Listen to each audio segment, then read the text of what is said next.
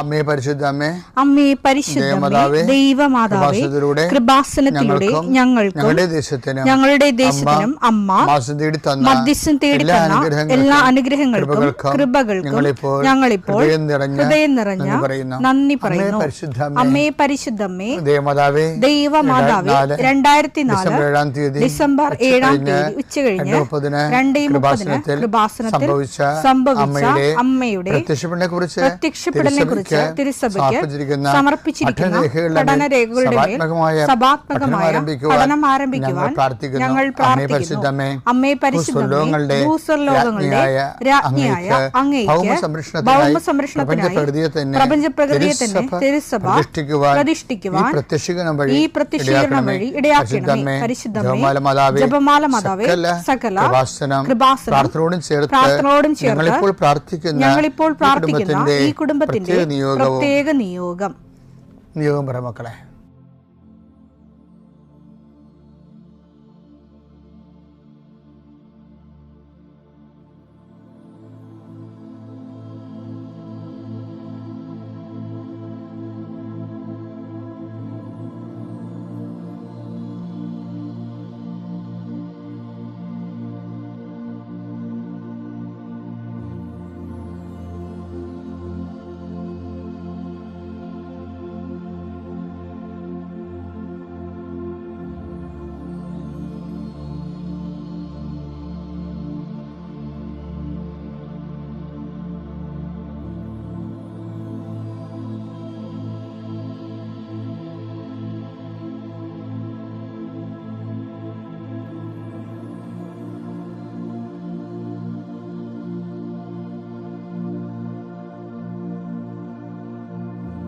അമ്മയുടെ പ്രത്യക്ഷീകരണത്തിന്റെ ഈ അനുഗ്രഹവേളയിൽ ഞങ്ങൾക്ക് സാധിച്ചു തരുവാൻ കനിയണമേ. ആമേൻ. വിശ്വാസ പ്രമാണം. സർവശക്തനായ പിതാവും ആകാശത്തിന്റെയും ഭൂമിയുടെയും സൃഷ്ടാവുമായ ദൈവത്തിൽ ഞാൻ വിശ്വസിക്കുന്നു. അവിടുത്തെ ഏകപുത്രനും ഞങ്ങളുടെ കർത്താവുമായ ഈശോ മിശിഹായിലും ഞാൻ വിശ്വസിക്കുന്നു. ഈ പുത്രൻ പരിശുദ്ധാത്മാവിനാൽ ഗർഭസ്ഥനായി കന്യകാമറിയത്തിൽ നിന്ന് പിറന്ന് പൊന്തിയോസ് പീലാത്തോസിന്റെ കാലത്ത് പീഡകൾ സഹിച്ച് കുരിശിൽ തറയ്ക്കപ്പെട്ട് മരിച്ച് അടക്കപ്പെട്ട് പാതാളങ്ങളിൽ ഇറങ്ങി മരിച്ചവരുടെ ഇടയിൽ നിന്ന് 3-ാം നാൾ ഉയർത്ത് സ്വർഗത്തിലേക്ക് എഴുന്നള്ളി സർവശക്തിയുള്ള പിതാവായ ദൈവത്തിന്റെ വലതുഭാഗത്തിരിക്കുന്നു. അവിടെ നിന്ന് ജീവിക്കുന്നവരെയും മരിച്ചവരെയും വിധിക്കുവാൻ വരുമെന്നും ഞാൻ വിശ്വസിക്കുന്നു.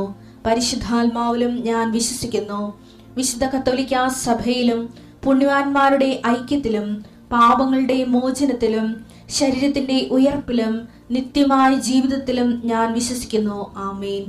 സ്വർഗ്ഗസ്ഥനായ ഞങ്ങളുടെ പിതാവേ, അങ്ങയുടെ നാമം പൂജിതമാകണമേ. അങ്ങയുടെ രാജ്യം വരണമേ. അങ്ങയുടെ തിരുമനസ് സ്വർഗത്തിലെ പോലെ ഭൂമിയിലും ആകണമേ. അന്നു വേണ്ടുന്ന ആഹാരം ഇന്ന് ഞങ്ങൾക്ക് തരണമേ.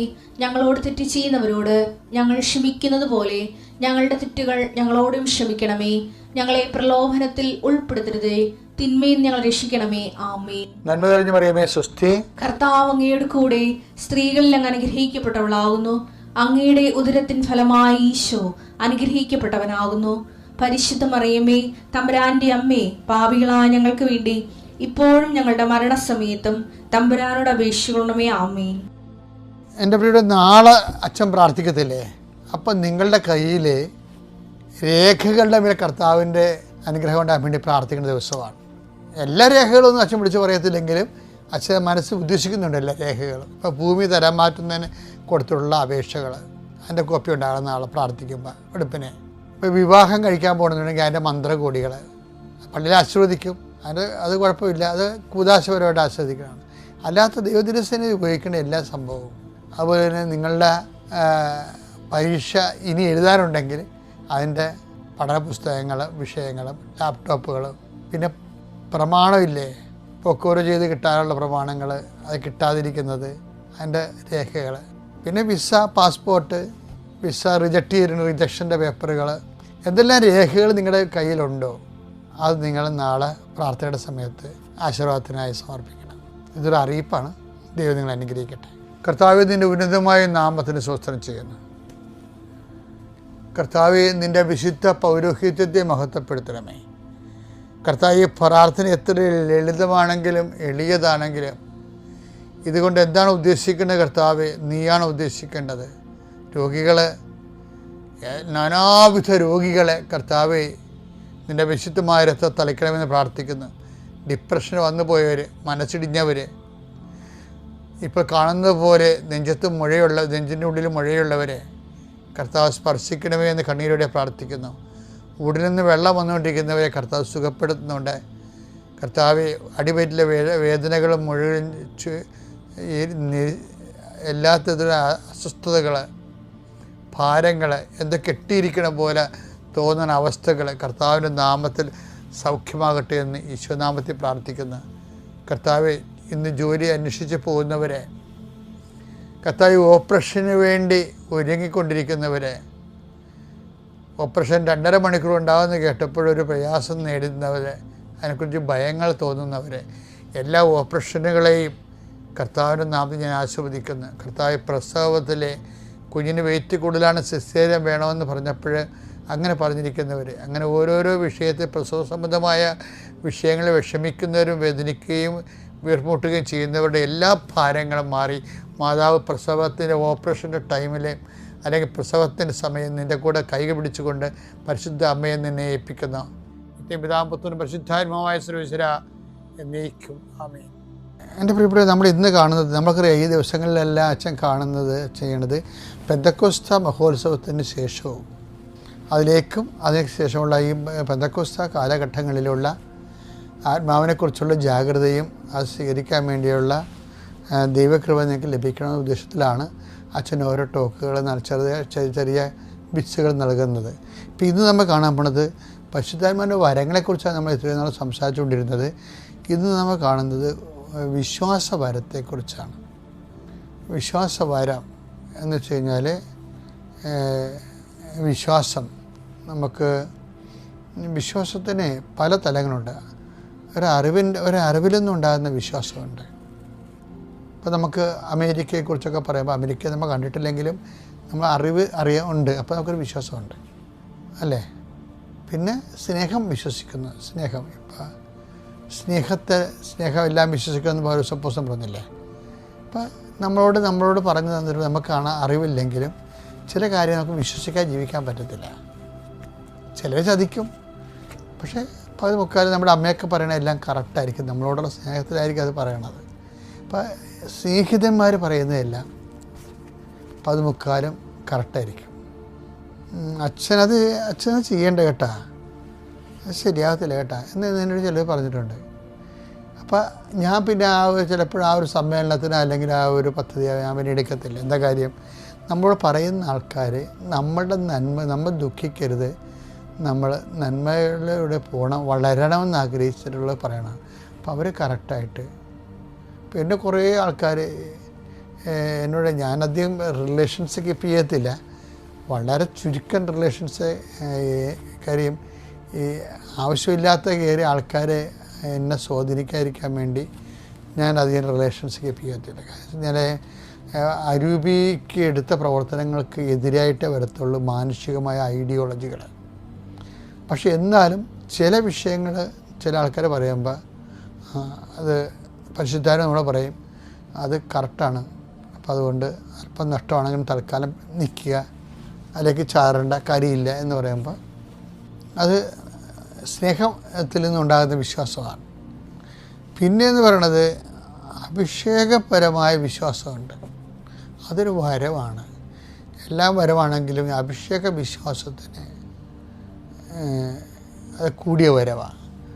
അഭിഷേക വിശ്വാസം കാണപ്പെടാത്തതുകൊണ്ട് പ്രത്യാശകൾ ലഭിക്കും എന്നുള്ള ഉറപ്പ് മാത്രമല്ല, അഭിഷേക വിശ്വാസം എന്ന് പറയുമ്പോൾ നമുക്ക് ആന്തരിക ബോധ്യം, ആരും നമ്മൾക്ക് സപ്പോർട്ടീവല്ല, ആ വിഷയത്തിൽ സപ്പോർട്ട് ചെയ്യുന്നില്ലെങ്കിലും നമുക്ക് ആന്തരിക ബോധ്യം കൂടുതലായിരിക്കും.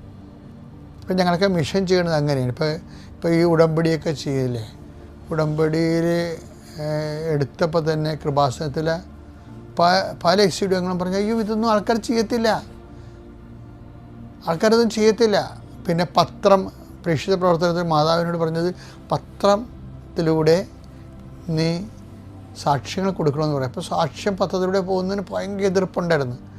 കുറേ ആക്ഷേപങ്ങൾ വാങ്ങിച്ച് സഭയുടെ അകത്തുനിന്നും പുറത്തുനിന്നും നമ്മൾക്ക് കുറേ ഇത് ഞാൻ അനങ്ങാതെ അത് നിന്ന് എന്താ കാര്യം, എനിക്ക് വിശ്വാസാഭിഷേകത്തെക്കുറിച്ച് കിട്ടിയതാണ്. അതുപോലെയാണ് ഓരോ കാര്യങ്ങൾ. ചിലർ ഇപ്പം നമ്മൾ കൃപാസനത്തിൽ വരുമ്പോൾ ഒരു 10-12 എടുക്കണേ, 10-18 എടുക്കണ്ടേ. അപ്പോൾ പണ്ട് ഒരു പത്രം പോലും ആൾക്കാർ എടുക്കത്തില്ലായിരുന്നു. അപ്പോൾ കൃപാസനത്തിലുള്ള ആൾക്കാർ പറയുമായിരുന്നു, എക്സിക്യൂട്ടീവ് അങ്ങനെ പറയുന്നു, അയ്യോ ആൾക്കാർ പത്രമൊന്നും എടുക്കത്തില്ല, ഇത്രയും പത്രമൊന്നും വെക്കരുതെന്ന് പറഞ്ഞു. അപ്പോൾ അമ്മ എന്നോട് പറഞ്ഞിട്ട് ഇത് മുന്നോട്ട് പോകണം, ഇത് ഇനി ചെയ്യാൻ പോകുന്ന ഉടമ്പടിയുടെ എല്ലാം അമ്മ ചെയ്യാൻ പോണ പത്രത്തിലൂടെയാണെന്ന് പറഞ്ഞായിരുന്നു. അതുകൊണ്ട് പത്രത്തിന് ഭയങ്കര എതിർപ്പ് പറക്കുന്നുണ്ടെങ്കിലും ഇന്നിപ്പോൾ ബിഷപ്പിൻ്റെ സാക്ഷ്യം നിങ്ങൾ കഴിഞ്ഞ ആഴ്ച കേട്ടില്ലേ, ഒരാൾ 10 പത്രം മേടിക്കാൻ വരുമ്പോൾ 150 പത്രമാണ് മേടിക്കണത്. എന്നിട്ട് അവർ തന്നെ ഇവിടുന്ന് നടന്ന് കോതമംഗലം വരെ പോയി ഇത് കൊടുക്കുകയാണ്. ആ ദൈവിക പദ്ധതിയാണ്, കർത്താവിനെ അറിയിക്കുക, അറിഞ്ഞവരെ ആഴപ്പെടുത്തുക. ഇപ്പം പ്രേക്ഷിത ചൈതന്യം ഇല്ലാത്തവരും മനുഷ്യൻ്റെ ഈ ഭാരങ്ങൾ മാത്രം കണ്ട് വിഷയം ബുദ്ധിപരമായി വിലയിരുത്തുന്നവരും ദൈവിക പദ്ധതിക്ക് എതിരായിരിക്കും. ഇപ്പോൾ വിശ്വാസ വരവെന്ന് പറയുന്നത് അഭിഷേക വിശ്വാസമുണ്ട്. അപ്പം നമുക്ക് ദൃശ്യമായ സപ്പോർട്ടുകളൊന്നും കിട്ടത്തില്ല, പക്ഷേ ആന്തരിക ബോധ്യമുണ്ട്. അപ്പം നിങ്ങൾക്ക് എന്തെങ്കിലും സംശയം ഉണ്ടെങ്കിൽ അവിടെയാണ് മെസ്സേജിങ് ഒക്കെ വരണതാണ്. മെസ്സേജ് ഇപ്പോൾ കൃപാസനത്തിൽ വന്ന ആൾക്കാരെ മെസ്സേജ് എടുപ്പിക്കത്തില്ലേ, ചില കാര്യങ്ങൾക്ക് മെസ്സേജ് വേണം. കാര്യം നമ്മൾ കൃത്യമായ കാര്യങ്ങൾ ദൈവത്തിൻ്റെ മനസ്സനുസരിച്ചാണ് ജീവിക്കണമെങ്കിൽ നമ്മൾ ദൈവത്തിൻ്റെ മനസ്സറിയണ്ടേ. അങ്ങയുടെ നാമം പൂജിതമാകണമേ, അങ്ങയുടെ തിരുമനസ് സ്വർഗ്ഗത്തിലെ പോലെ ഭൂമിയിലും ആകണമെന്ന് പറഞ്ഞ ദൈവ തിരുമനസ്സാണ് നമ്മൾ ജീവിക്കേണ്ടത്. അപ്പോൾ ദൈവത്തിനസ് അറിയണമെങ്കിൽ അതിനുള്ള സംവിധാനങ്ങൾ ഉണ്ടാകണം. അപ്പോൾ അവിടെയാണ് വിശ്വാസവരം പോണത്. അപ്പോൾ വിശ്വാസവരത്തിൽ എപ്പോഴും വരണത് വിശ്വാസം കഷ്ടകാലം ഉണ്ടാകും, പക്ഷേ കഷ്ടകാലം കഴിഞ്ഞ് വരുന്ന വിശ്വാസം അടിപൊളി വിശ്വാസമായിരിക്കും. അതാണ് പറയുന്നത് വിശ്വാസം. എന്ന് വെച്ചാൽ അഗ്നിശോധനകൾ അതിജീവിക്കുന്ന വിശ്വാസം. 1 പത്രോസ് 1:7 കാരണം അഗ്നിശോധനയെ അതിജീവിക്കുന്ന നശ്വരമായ സ്വർണത്തേക്കാൾ വിലയേറിയതായിരിക്കും പരീക്ഷകളെ അതിജീവിക്കുന്ന നിങ്ങളുടെ വിശ്വാസം. അപ്പോൾ ഒരു പരീക്ഷകൾ ഉണ്ടാകുമ്പോൾ അതിനെ വിശ്വാസം കൊണ്ട് അതിജീവിച്ചാൽ പിന്നെ സ്വർണത്തേക്കാൾ ഊതിക്കാച്ച് വിലയുള്ള അമൂല്യമായ വിശ്വാസത്തിൻ്റെ ആസ്തി നമ്മുടെ കയ്യിൽ ഉണ്ടാകണം. അപ്പം വിശ്വാസം ഉണ്ടാകുമ്പോൾ പതറേണ്ട കാര്യമില്ല, അതിനെ വിശ്വാസം കൊണ്ട് അമ്മയുടെ പ്രത്യക്ഷീകരണത്തിൻ്റെ സാക്ഷിയാക്കി എന്നെയും എൻ്റെ കുടുംബത്തെയും ഇവിടെ എത്തിച്ചതിന് അമ്മയ്ക്കും ഈശോയ്ക്കും 1000 നന്ദി അർപ്പിക്കുന്നു.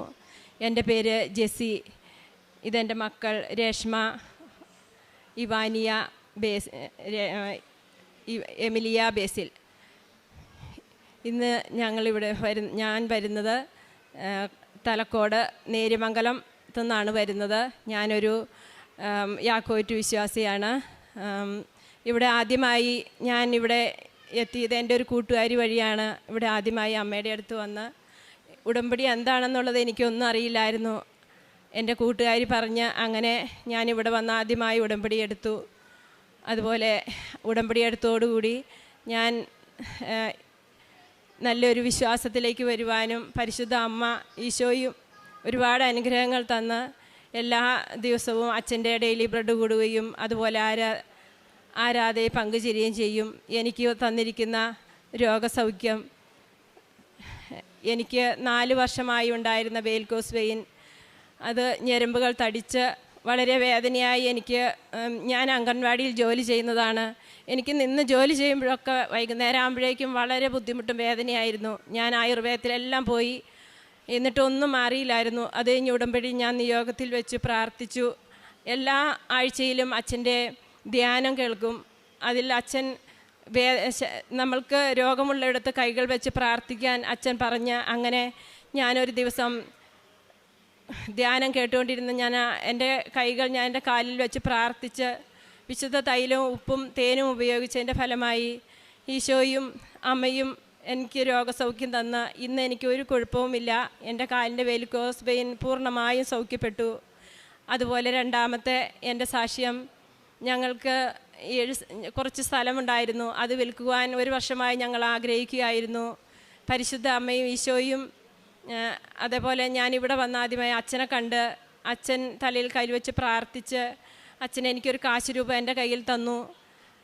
നമ്മുടെ ഭൂമിയിൽ കൊണ്ടുപോയി അത് വെച്ച് ഉപ്പും കാശുരൂപവും വെച്ച് വിശ്വാസപ്രമാണം ചൊല്ലി അതവിടെ സ്ഥാപിച്ചതിൻ്റെ ഫലമായി ഞങ്ങൾക്ക് 28-ാം ദിവസം ഞങ്ങൾക്ക് ആ സ്ഥലത്തിൻ്റെ വിൽപ്പന ടോക്കൺ തരുകയും അതിൻ്റെ വിൽപ്പന നടക്കുകയും ചെയ്തു. അമ്മയ്ക്കും ഈശോയ്ക്കും കോടാനുകോടി നന്ദി അർപ്പിക്കുന്നു. അതേപോലെ ഞങ്ങൾക്കൊരു ഭവനം 31 വർഷമായി ഞങ്ങളുടെ ഒരു ചെറിയ ഭവനമായിരുന്നു. ആ ഭവനം പണിയണമെന്ന് എല്ലാ വർഷവും ആഗ്രഹിക്കും, പക്ഷേ സാധിക്കാറില്ല. ഞങ്ങൾ ആ സ്ഥലം വിറ്റു. പിന്നെ എൻ്റെ മകന് ഈശോയും അമ്മയും സൗദിയിലൊരു ജോലി നൽകി. ഇന്ന് അവൻ വന്നിട്ടില്ല. ഞങ്ങൾ ഭവനം ഇപ്പോൾ ഞങ്ങൾ പണിതു. ഭവനത്തിൻ്റെ പണി ഞങ്ങൾ ആരംഭിച്ചത് ഒക്ടോബറിൽ, നമ്മുടെ 2025 ഒക്ടോബറിൽ അഖണ്ഡ ജപമാല റാലിക്ക് മുന്നായി ഞങ്ങൾ അതിൽ കല്ലിടണമെന്ന് ഞാൻ അമ്മയോട് മുട്ടിപ്പായി പ്രാർത്ഥിച്ചതിൻ്റെ ഫലമായി 2025 25-ാം തീയതി അഖണ്ഡ ജപമാല റാലി നടക്കുന്നു. 22-ാം തീയതി ഞങ്ങൾ ഇടവേല അച്ഛനെ കൊണ്ടുവന്ന് കല്ലിടിയിച്ച് ഈശോയും അമ്മയും അതിന് ഞങ്ങൾക്ക് അനുഗ്രഹിച്ചു തന്നു. ഇപ്പോൾ 7 മാസം ആയി ഞങ്ങളുടെ ഭവനത്തിൻ്റെ പണി പൂർത്തീകരിച്ചു. 24-ാം തീയതി ഞങ്ങൾ ആ ഭവനത്തിൽ കയറി കൂടുകയാണ്. അത് ഇവിടെ മെയ് 20 ഈ അമ്മയുടെ വണക്കമാസം തന്നെ കയറി കൂടാൻ കഴിയണമേ എന്ന് ഞാൻ എല്ലാ ദിവസവും പ്രാർത്ഥിച്ച് ജപമാല ചെല്ലും. ഞാൻ യാക്കോറ്റ് സഭയാണ്, ഞങ്ങൾക്ക് ജപമാലയില്ല. പക്ഷേ ഇവിടെ വന്നതിൻ്റെ ഫലമായി ഞാൻ ഇവിടെ നിന്ന് ജപമാലയുടെ പുസ്തകം വാങ്ങി എല്ലാ ദിവസവും ഞാൻ ജപമാല ചൊല്ലി പ്രാർത്ഥിക്കും. മുട്ടയിൽ നിന്ന് എനിക്ക് ഒരു 5 മിനിറ്റ് പോലും മുട്ടയിൽ നിൽക്കാൻ കഴിയില്ലായിരുന്നു. പക്ഷേ ഈ ഉടമ്പടിയിലേക്ക് വന്നതോടുകൂടി ഞാൻ മുട്ടയിൽ നിന്ന് ജപമാല ചൊല്ലി പ്രാർത്ഥിച്ച് വെളുപ്പിന് 5:30 അച്ഛൻ്റെ ഇടയിൽ ബ്രെഡും കേൾക്കും. അതേപോലെ ഞാൻ മറ്റുള്ളവർക്ക് വേണ്ടി പ്രാർത്ഥിക്കുക എല്ലാം ചെയ്തതിൻ്റെ ഫലമായി ഇന്ന് ഞങ്ങൾക്ക് ഈശോയും അമ്മയും ഞങ്ങൾക്കൊരു ഭവനം, ഞങ്ങൾ സ്വപ്നം പോലും കാണാത്ത ഒരു ഭവനമാണ് ഞങ്ങൾക്കിന്ന് പരിശുദ്ധ അമ്മയും ഈശോയും 1200 സ്ക്വയർ ഫീറ്റിൻ്റെ ഒരു ഭവനം ഞങ്ങൾക്ക് ഒരുക്കി തന്നിരിക്കുകയാണ്. 24-ാം തീയതി ഞങ്ങൾ ആ ഭവനത്തിലേക്ക് കയറുന്നു. എല്ലാവരെയും പ്രാർത്ഥനയിലും ഞങ്ങൾക്ക് വേണ്ടി നിങ്ങൾ പ്രാർത്ഥിക്കണം. അടുത്തതായി എൻ്റെ മകൾക്ക് വന്നിരിക്കുന്ന രോഗസൗഖ്യത്തിൻ്റെ അവൾ പറയും. എൻ്റെ പേര് രേഷ്മ. ഞാൻ ഉടമ്പടി എടുത്തത് 15 നവംബർ 2022 എനിക്ക് യൂറിനറി ഇൻഫെക്ഷൻ ഉണ്ടായിരുന്നു 4 വർഷമായിട്ട്. അപ്പോൾ എല്ലാ മാസവും എനിക്ക് ഈ മരുന്ന് കഴിച്ചുകൊണ്ടിരിക്കണം, ആൻറ്റിബയോട്ടിക് എടുത്തുകൊണ്ടിരിക്കണം. അപ്പോൾ എനിക്ക് ഇങ്ങനെ എല്ലാ മാസവും എടുക്കുമ്പോൾ ഭയങ്കര ബുദ്ധിമുട്ടാണ്. ഈ അതിശക്തമായ വയറുവേദന ഒക്കെ വരുമ്പോഴും ഞാൻ ഈശോയോട് പറഞ്ഞു, ഞാൻ ഈ മരുന്നുകളെല്ലാം ഉപേക്ഷിക്കുകയാണ്, ഇനി ഈശോ വേണം അത് മാറ്റിത്തരാൻ എന്ന് പറഞ്ഞ് ഞാൻ ഈ വിശുദ്ധ ഉപ്പ് വെള്ളത്തിലിട്ട് പലതവണ കഴിച്ചതിൻ്റെ ഫലമായിട്ട് ആ അസുഖം എനിക്ക് പൂർണ്ണമായിട്ട് മാറി. പിന്നെ എനിക്ക് അരിമ്പാറ ഉണ്ടായിരുന്നു കയ്യിൽ. അത് പലതവണ പല സ്ഥലങ്ങളിലായിട്ടുണ്ടാവുമായിരുന്നു അരിമ്പാറ. അത് എനിക്ക് 4 വർഷമായിട്ടും ഉണ്ടായിരുന്നു. ആ അരിമ്പാറ ഞാൻ വിശുദ്ധ തൈലം തേച്ച് എന്നും പ്രാർത്ഥിക്കുമായിരുന്നു. ഡെയിലി ബ്രെഡ് കൂടി അച്ഛൻ്റെ ധ്യാനം കൂടി പ്രാർത്ഥിക്കുമായിരുന്നു. ഒരു ദിവസം ഇവിടെ നേരിട്ട് വന്ന് ഉടമ്പടി ധ്യാനം കൂടുകയും അച്ഛൻ രോഗസൗഖ്യമുള്ളിടത്ത് പ്രാർത്ഥിക്കാൻ പറഞ്ഞു. അവിടെ പ്രാർത്ഥിക്കുകയും വീട്ടിൽ ചെന്നപ്പോഴേക്കും അതിൻ്റെ ഓരോ മാറ്റങ്ങൾ സംഭവിക്കുകയും അത് പൂർണ്ണമായിട്ട് മാറുകയും ചെയ്തു. പരിശുദ്ധ അമ്മയ്ക്കും ഈശോയ്ക്കും ഒരു കോടാനുകോടി നന്ദി അർപ്പിക്കുന്നു. അതുപോലെ തന്നെ എൻ്റെ ഇളയ മോൾക്ക് എന്നും അസുഖവും കാര്യങ്ങളുമായിരുന്നു. അവൾക്ക് മിക്കപ്പോഴും ന്യൂമോണിയ ആയിട്ട് പനി വന്നു കഴിഞ്ഞാൽ പെട്ടെന്ന് ന്യൂമോണിയ ആയിട്ട് മാറുമായിരുന്നു. പരിശുദ്ധ അമ്മ അവൾക്ക് ഞാൻ വിശുദ്ധ തൈലവും ഉപ്പും തേനും ഒക്കെ കൊടുക്കുമായിരുന്നു. പരിശുദ്ധ അമ്മ അവൾക്ക് ആ അസുഖം പിന്നെ ഒരിക്കലും വന്നിട്ടില്ല. പിന്നെ എൻ്റെ മൂത്ത മോൾക്ക് ഒരു സംരക്ഷണം ലഭിച്ചു. അവൾ സ്കൂളിൽ പോയപ്പോൾ അവളുടെ ബാഗ് തുറന്ന് ഒരു ബുക്ക് എടുത്തു. അടുത്ത ബുക്ക് എടുക്കാൻ വേണ്ടി അവൾ കൈ നീട്ടിയപ്പോഴേക്കും ഒരു പാമ്പിനെ കണ്ടു. പാമ്പ് പക്ഷേ അവളെ ഉപദ്രവിക്കുകയോ ഒന്നും ചെയ്തില്ല. പരിശുദ്ധ അമ്മയുടെ സംരക്ഷണം ഒന്നുകൊണ്ട് മാത്രമാണ് അവളെ ഇന്നത്തെ നിന്ന് സംരക്ഷിച്ചത്. ഈശോയ്ക്കും അമ്മയ്ക്കും കോടാനുകോടി നന്ദി അർപ്പിക്കുന്നു. ഞങ്ങളുടെ പ്രേക്ഷിത പ്രവർത്തനം എന്ന് പറഞ്ഞാൽ ഞങ്ങൾ ബസ് സ്റ്റാൻഡുകളിലും വീടുകളിലും പത്രം പ്രേക്ഷിത പ്രവർത്തനം ചെയ്യാറുണ്ട്. കാരുണ്യപ്രവൃത്തിയായിട്ട് ചെയ്യുന്നത് ഞങ്ങളൊരു അനാഥാലയത്തിൽ പോയി ഫുഡ് കൊടുക്കുകയും അവരെ ശുശ്രൂഷിക്കുകയും പിന്നെ പാവപ്പെട്ടവർക്ക് ഞങ്ങളൊരു ഗ്രൂപ്പായിട്ടുണ്ട്, ഒരു 20 പേരടങ്ങുന്ന ഒരു ഗ്രൂപ്പ്. അതിൽ നിന്ന് ഓരോ മാസം അതിൽ നിന്ന് ഒരു തുച്ഛമായ ഒരു സംഖ്യ പാവപ്പെട്ടവർക്ക് കൊടുക്കാറുണ്ട്. പിന്നെ ആത്മീയമായിട്ട് വളരുവാൻ കഴിഞ്ഞത് ഞങ്ങൾ കുടുംബ പ്രാർത്ഥന ഞങ്ങൾ എത്തിക്കാറുണ്ടായിരുന്നു. അതുപോലെ തന്നെ ഞങ്ങൾക്ക് മധ്യസ്ഥ പ്രാർത്ഥനയുള്ളായിരുന്നു. ഞങ്ങൾ യാക്കോബ വിശ്വാസിയായിരുന്നു. ജപമാല ചൊല്ലുവാനും ഒക്കെ ഞങ്ങൾക്ക് കഴിഞ്ഞു. ഈ ഉടമ്പടിയിലൂടെ വന്നപ്പോൾ തൊട്ടാണ് ഞങ്ങൾക്ക് സാധിച്ചത്. പരിശുദ്ധ അമ്മയ്ക്കും ഈശോയ്ക്കും കോടാനുകോടി നന്ദി അർപ്പിക്കുന്നു. പിന്നെ ഞങ്ങൾക്കൊരു ഞങ്ങളുടെ ഭവനത്തിൻ്റെ പണി പൂർത്തീകരിച്ചില്ലായിരുന്നു, 10 വർഷമായിരുന്നു. ആ ഭവനത്തിൻ്റെ പണി പൂർത്തീകരിക്കാൻ സാധിച്ചു. ഒരു ദിവസം ഞാൻ അച്ഛനെ എനിക്ക് സ്വപ്നത്തിൽ കാണുവാനും അച്ഛൻ എന്നോട് പറയുകയും ചെയ്തു ഈ ഭവനത്തിൻ്റെ പണി പൂർത്തീകരിക്കുമെന്ന്. ആ നിമിഷം കുറച്ച് ദിവസം കഴിഞ്ഞപ്പോൾ അതിനൊരു മാറ്റം സംഭവിക്കുകയും ഞങ്ങൾക്ക് അതിനൊരു ലോണായിട്ട് പാസ്സായി കിട്ടുകയും ചെയ്ത് ഞങ്ങൾക്കത് പൂർത്തീകരിക്കാൻ സാധിച്ചു. ഞങ്ങൾ കാരുണ്യപ്രവൃത്തിയായി ചെയ്യുന്നത് എല്ലാ മാസവും ഇവിടെ നിന്ന് ഞങ്ങൾ പത്രം കൊണ്ടുപോയി ഞങ്ങൾ ഹോസ്പിറ്റലുകളിലും ഓട്ടോറിക്ഷ സ്റ്റാൻഡിലും എല്ലാം ഞങ്ങൾ കൊടുക്കാറുണ്ട്. അതുപോലെ പല പ്രാവശ്യങ്ങളിലും ഞാൻ വിശ്വാസപ്രമാണം ചൊല്ലി വെറുതെ ഇങ്ങനെ എല്ലാവർക്കും അങ്ങനെ കൊടുത്ത് ഞാൻ പോകില്ല. ഞാൻ പ്രാർത്ഥിക്കും, അമ്മേ ഇത് അർഹതപ്പെട്ടവരുടെ കൈകളിലേക്ക് എത്തണമേ എന്ന് പ്രാർത്ഥിച്ച് വിശ്വാസപ്രമാണം ചൊല്ലിയാണ് ഞാൻ കൊടുക്കുന്നത്. പല പ്രാവശ്യങ്ങളിൽ എനിക്ക് ഒരു ദിവസം ഞാൻ പത്രം കൊടുത്തുകൊണ്ടിരുന്നപ്പോൾ ഒരു ചേച്ചി എന്നോട് ഞാനൊരു പത്രം കിട്ടാൻ വേണ്ടി ആഗ്രഹിക്കുകയായിരുന്നു എന്ന് എന്നോട് പറഞ്ഞു. അപ്പം ഞാൻ പറഞ്ഞു പരിശുദ്ധ അമ്മ ഇടപെട്ടായിരിക്കാം ഞാനിവിടെ എത്തിയതെന്ന് പറഞ്ഞു. അതേപോലെ ഞാൻ ഓട്ടോ സ്റ്റാൻഡിൽ പത്രം കൊടുക്കുമ്പോൾ ഒരു ഓട്ടോക്കാരൻ എന്നെ കൈകാട്ടി വിളിച്ച് എനിക്കൊരു പത്രം താട്ടെ എന്ന് പറഞ്ഞു. എനിക്കിതുവരെ പോകുവാൻ കഴിഞ്ഞിട്ടില്ല എന്ന് എന്നോട് പറഞ്ഞു. ഞാൻ പറഞ്ഞു എത്രയും പെട്ടെന്ന് അമ്മയോട് പ്രാർത്ഥിച്ചോ മുട്ടിപ്പായി അപ്പോൾ അവിടെ എത്തിച്ചേരുവാൻ കഴിയുമെന്ന് പറഞ്ഞു. അങ്ങനെ പിന്നെ ഞങ്ങൾ വൃത്തസ്ഥാനത്തിൽ എല്ലാ മാസവും അവരെ പോയി ഞങ്ങൾ ശുശ്രൂഷ ചെയ്യാറുണ്ട്. അതേപോലെ എനിക്ക് തയ്യലറിയാം. ആ അമ്മച്ചിമാർക്ക് വേണ്ടി ഞാൻ അവർക്ക് വേണ്ടുന്ന ഡ്രസ്സുകളെല്ലാം തയ്ച്ചു കൊടുക്കുവാനും എല്ലാം ഞാൻ ചെയ്യാറുണ്ട് അവർക്ക് വേണ്ടി. അവർ ഞങ്ങളോട് പറയും, ഞങ്ങൾ ചെല്ലുമ്പോഴേക്കും അവർക്ക് ഒരുപാട് സന്തോഷമാണ്. അതേപോലെ അവർക്ക് ഞങ്ങൾ 2 വർഷം അടുപ്പിച്ച ഓണത്തിന് അവർക്ക് ഡ്രസ്സ് വാങ്ങിച്ചു കൊടുക്കുവാൻ ഞങ്ങൾക്ക് കഴിഞ്ഞു. ഞങ്ങൾക്കൊരു ആവേ മരിയ ഒരു ഗ്രൂപ്പുണ്ട്, 20 പേരടങ്ങുന്നതാണ്. അതേപോലെ ഞങ്ങൾ ആ ഗ്രൂപ്പിലുള്ള എല്ലാവരും കൂടി ഇപ്പോൾ ഞങ്ങൾ 3 വർഷമായി അഖണ്ഡ ജപമാല റാലിയിൽ പങ്കെടുത്ത് ഞങ്ങൾ ഒരു ട്രാവലറിന് ഞങ്ങൾ എല്ലാവരും കൂടി പോകും. ആ മക്കളെല്ലാവരും കൂടി ആണ് എല്ലാ മാസവും ഞങ്ങൾ കാരുണ്യ പ്രവൃത്തി രോഗികൾക്കാണെങ്കിൽ അർഹതപ്പെട്ടവരുടെ കൈകളിലേക്ക് എത്തുവാൻ വേണ്ടി ഞങ്ങൾക്ക് ഒരേ മാസവും ഞങ്ങൾക്ക് ഒരുക്കി തരണേ അമ്മേ എന്ന് ഞങ്ങൾ പ്രാർത്ഥിക്കും. ഇത്രയും തന്ന ഈശോയ്ക്കും അമ്മ മാതാവിനും കോടാനുകോടി നന്ദികൾ അർപ്പിക്കുന്നു. മകളെ, നിൻ്റെ വിശ്വാസം നിന്നെ സുഖപ്പെടുത്തി. സമാധാനത്തോടെ പോവുക. നിൻ്റെ വ്യാധിയിൽ നിന്ന് മോചിതയായിരിക്കുന്നു. മർക്കോസിൻ്റെ സുവിശേഷം 5-ാം അധ്യായം 34-ാം വചനമാണ്. 31 വർഷം ആയി ഉണ്ടായിരുന്ന സ്വപ്നമാണ് ഈശോയും അമ്മയും അനുഗ്രഹിച്ച് ഈ സഹോദരിക്കൊരു ഭവനം നൽകിയത്. അതുപോലെ തന്നെയാണ് മകൾ രേഷ്മയുടെ കാര്യവും. 10 വർഷമായിട്ട് വീട് പണി പൂർത്തിയാകാതെ കിടന്നു.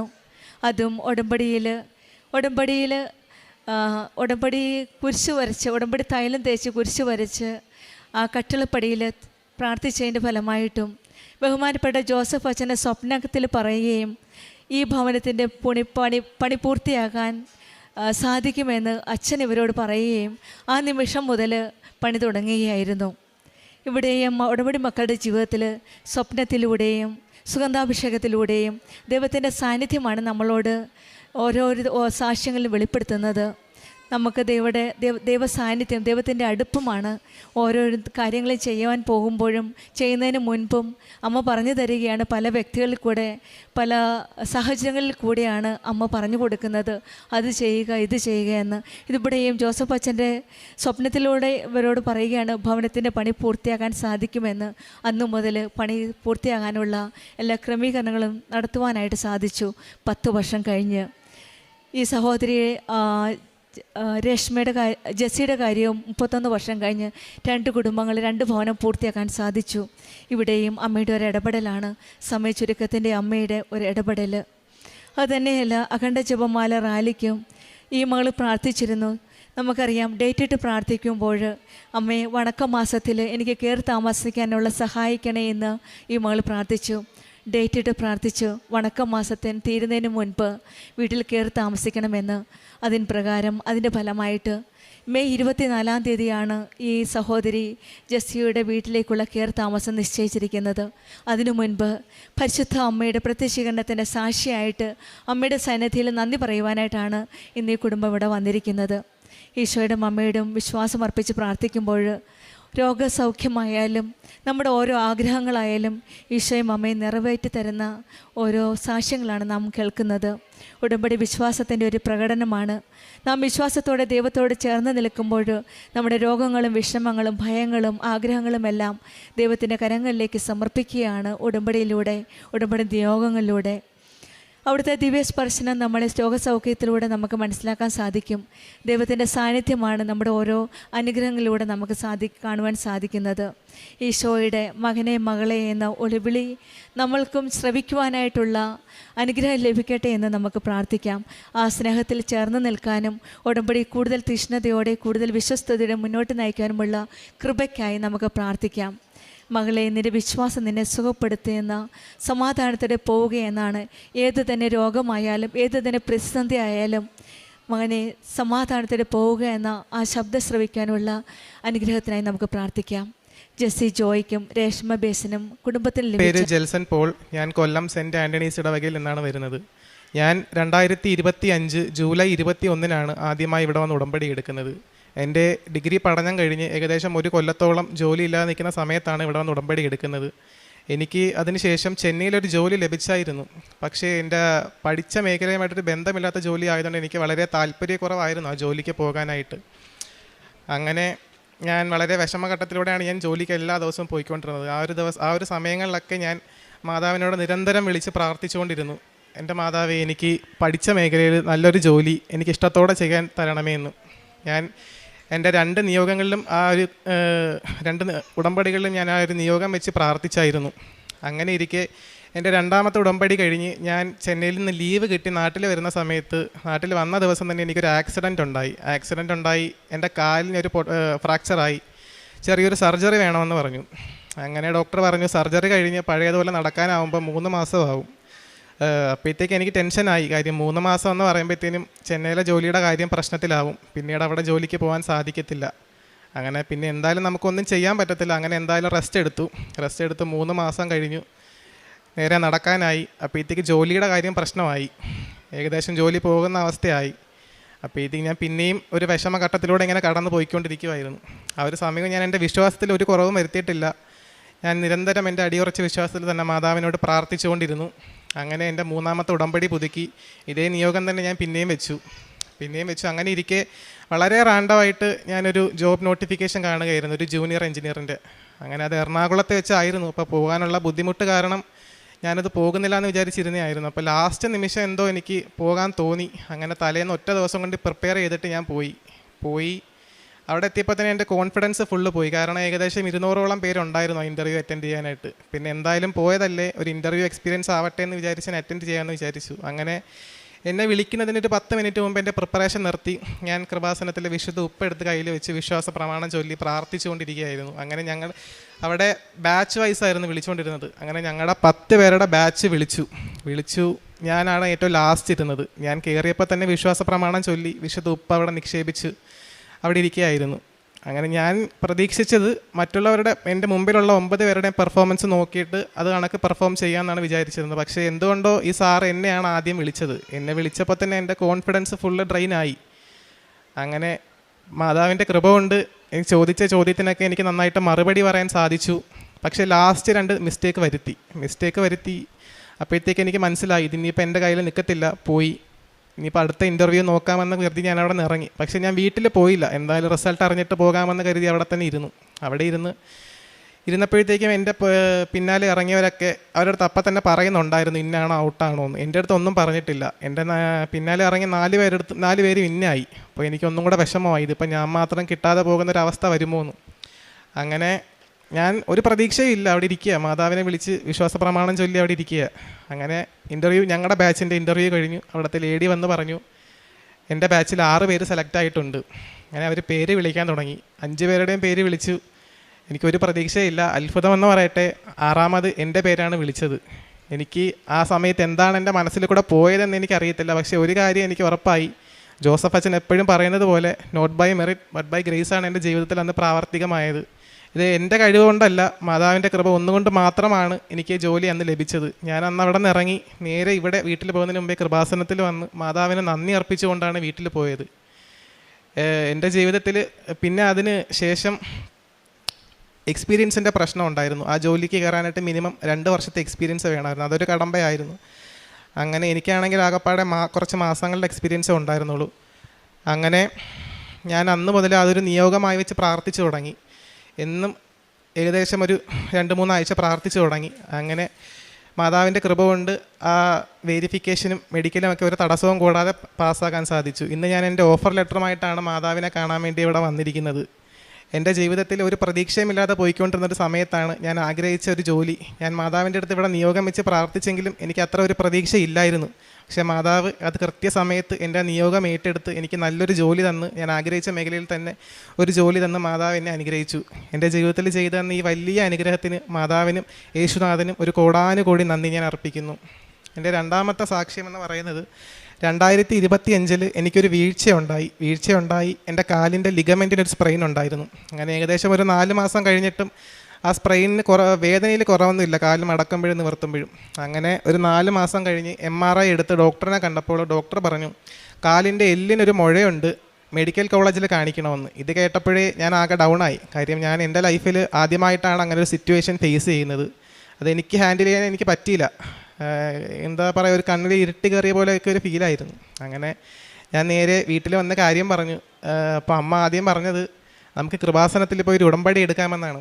അങ്ങനെയാണ് ഞാൻ ആദ്യമായി ഇവിടെ വന്ന് ഉടമ്പടി എടുക്കുന്നത്. ഉടമ്പടി എടുത്ത് പിന്നീട് ഇപ്പോൾ ഏകദേശം 10 മാസമായി. എനിക്ക് ആ മുഴ കൊണ്ട് ഇതുവരെ യാതൊരു പ്രശ്നം ഉണ്ടായിട്ടില്ല. ഇതിന് ശേഷം 2 വട്ടം ഡോക്ടറിനെ കണ്ട് ചെക്കപ്പ് ചെയ്തു.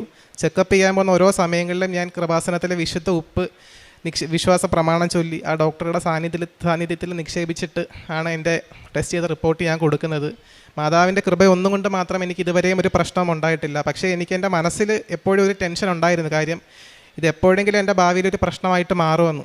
അങ്ങനെ നിരന്തരം ടെൻഷനിലൂടെയാണ് ഞാൻ ഈ പോയ 10 മാസത്തിൽ ഓരോ ദിവസവും കടന്നു പോയിക്കൊണ്ടിരുന്നത്. അങ്ങനെ ഇരിക്കുകയാണ് ജോസഫ് അച്ഛൻ ഈ ഇടയ്ക്ക് ഡെയിലി ബ്രെഡ് പ്രാർത്ഥനയിൽ പറഞ്ഞത് അസ്ഥിരോഗമുള്ള ഒരാളെ സുഖപ്പെടുത്തുന്നതായിട്ട്. ആദ്യമേ ഞാനത് വിശ്വസിച്ചില്ല. പിന്നീടുള്ള 3 ദിവസങ്ങളിൽ അച്ഛൻ അത് പറയുകയുണ്ടായി. 3ാമത്തെ വട്ടം പറഞ്ഞപ്പോൾ എനിക്ക് ഉറപ്പായി, ഞാൻ എൻ്റെ 3 ഉടമ്പടികളിലും നിയോഗം വെച്ചൊരു കാര്യമാണിത്. മാതാവ് എൻ്റെ ഈ നിയോഗം ഏറ്റെടുത്ത് എൻ്റെ കാലിന് സൗഖ്യം തന്നുവെന്ന്. മാതാവിൻ്റെ മുമ്പിൽ നിന്ന് ഞാൻ പ്രഖ്യാപിക്കുകയാണ്, ഇനി ഒരിക്കലും ഞാൻ ആ ഒരു കാര്യം ആലോചിച്ച് വിഷമിക്കുകയില്ല. മാതാവ് എൻ്റെ ജീവിതത്തിൽ ചെയ്ത ഈ വലിയ അനുഗ്രഹത്തിന് അമ്മ മാതാവിനും യേശുനാഥനും ഒരു കോടാനുകോടി നന്ദി അർപ്പിക്കുന്നു. എൻ്റെ 3ാമത്തെ സാക്ഷ്യം എന്ന് പറയുന്നത്, എൻ്റെ കണ്ണിന് ഇടയ്ക്കൊരു വേദന വന്നായിരുന്നു. വേദന വന്ന് ഡോക്ടറിനെ കാണിച്ചപ്പോൾ ഒരു പെട്ടെന്ന് അവർക്കൊന്നും പറയാൻ പറ്റിയില്ല. ആദ്യം ഒരു ഡോക്ടറിനെ കാണിച്ചു. ആ ഹോസ്പിറ്റലിൽ തന്നെ 3-4 സീനിയർ ഡോക്ടർമാർ ഇവരുടനെ തന്നെ വിളിച്ച് കാണിച്ചു. അങ്ങനെ ആ ഡോക്ടർ ആ ഹോസ്പിറ്റലിലുള്ള കുറേ ടെസ്റ്റ് അന്ന് തന്നെ എന്നെക്കൊണ്ട് ചെയ്യിപ്പിച്ച് ഏകദേശം ഒരു 5000 രൂപയുടെ ബ്ലഡ് ടെസ്റ്റിന് പുറത്ത് എഴുതി തന്നു. അപ്പോഴേ എനിക്ക് മനസ്സിലായി കഴിഞ്ഞ് എന്തോ പ്രശ്നമുണ്ടെന്ന്.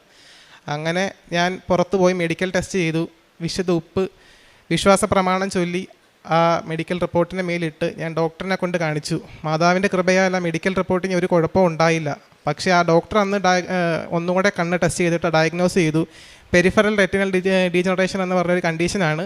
ഇപ്പോൾ ഒന്നും ചെയ്യണ്ട, 1 മാസം കഴിഞ്ഞ് ഒന്നും കൂടെ ചെക്കപ്പ് ചെയ്തിട്ട് ട്രീറ്റ്മെൻറ്റ് അപ്പോൾ പറയാമെന്നാണ് പറഞ്ഞത്. അന്ന് മുതൽ കൃപാസനത്തിലെ വിശുദ്ധ ഉപ്പ് ഉപയോഗിച്ച് ഞാൻ എൻ്റെ കണ്ണിൽ വെച്ച് പ്രാർത്ഥിക്കാൻ തുടങ്ങി.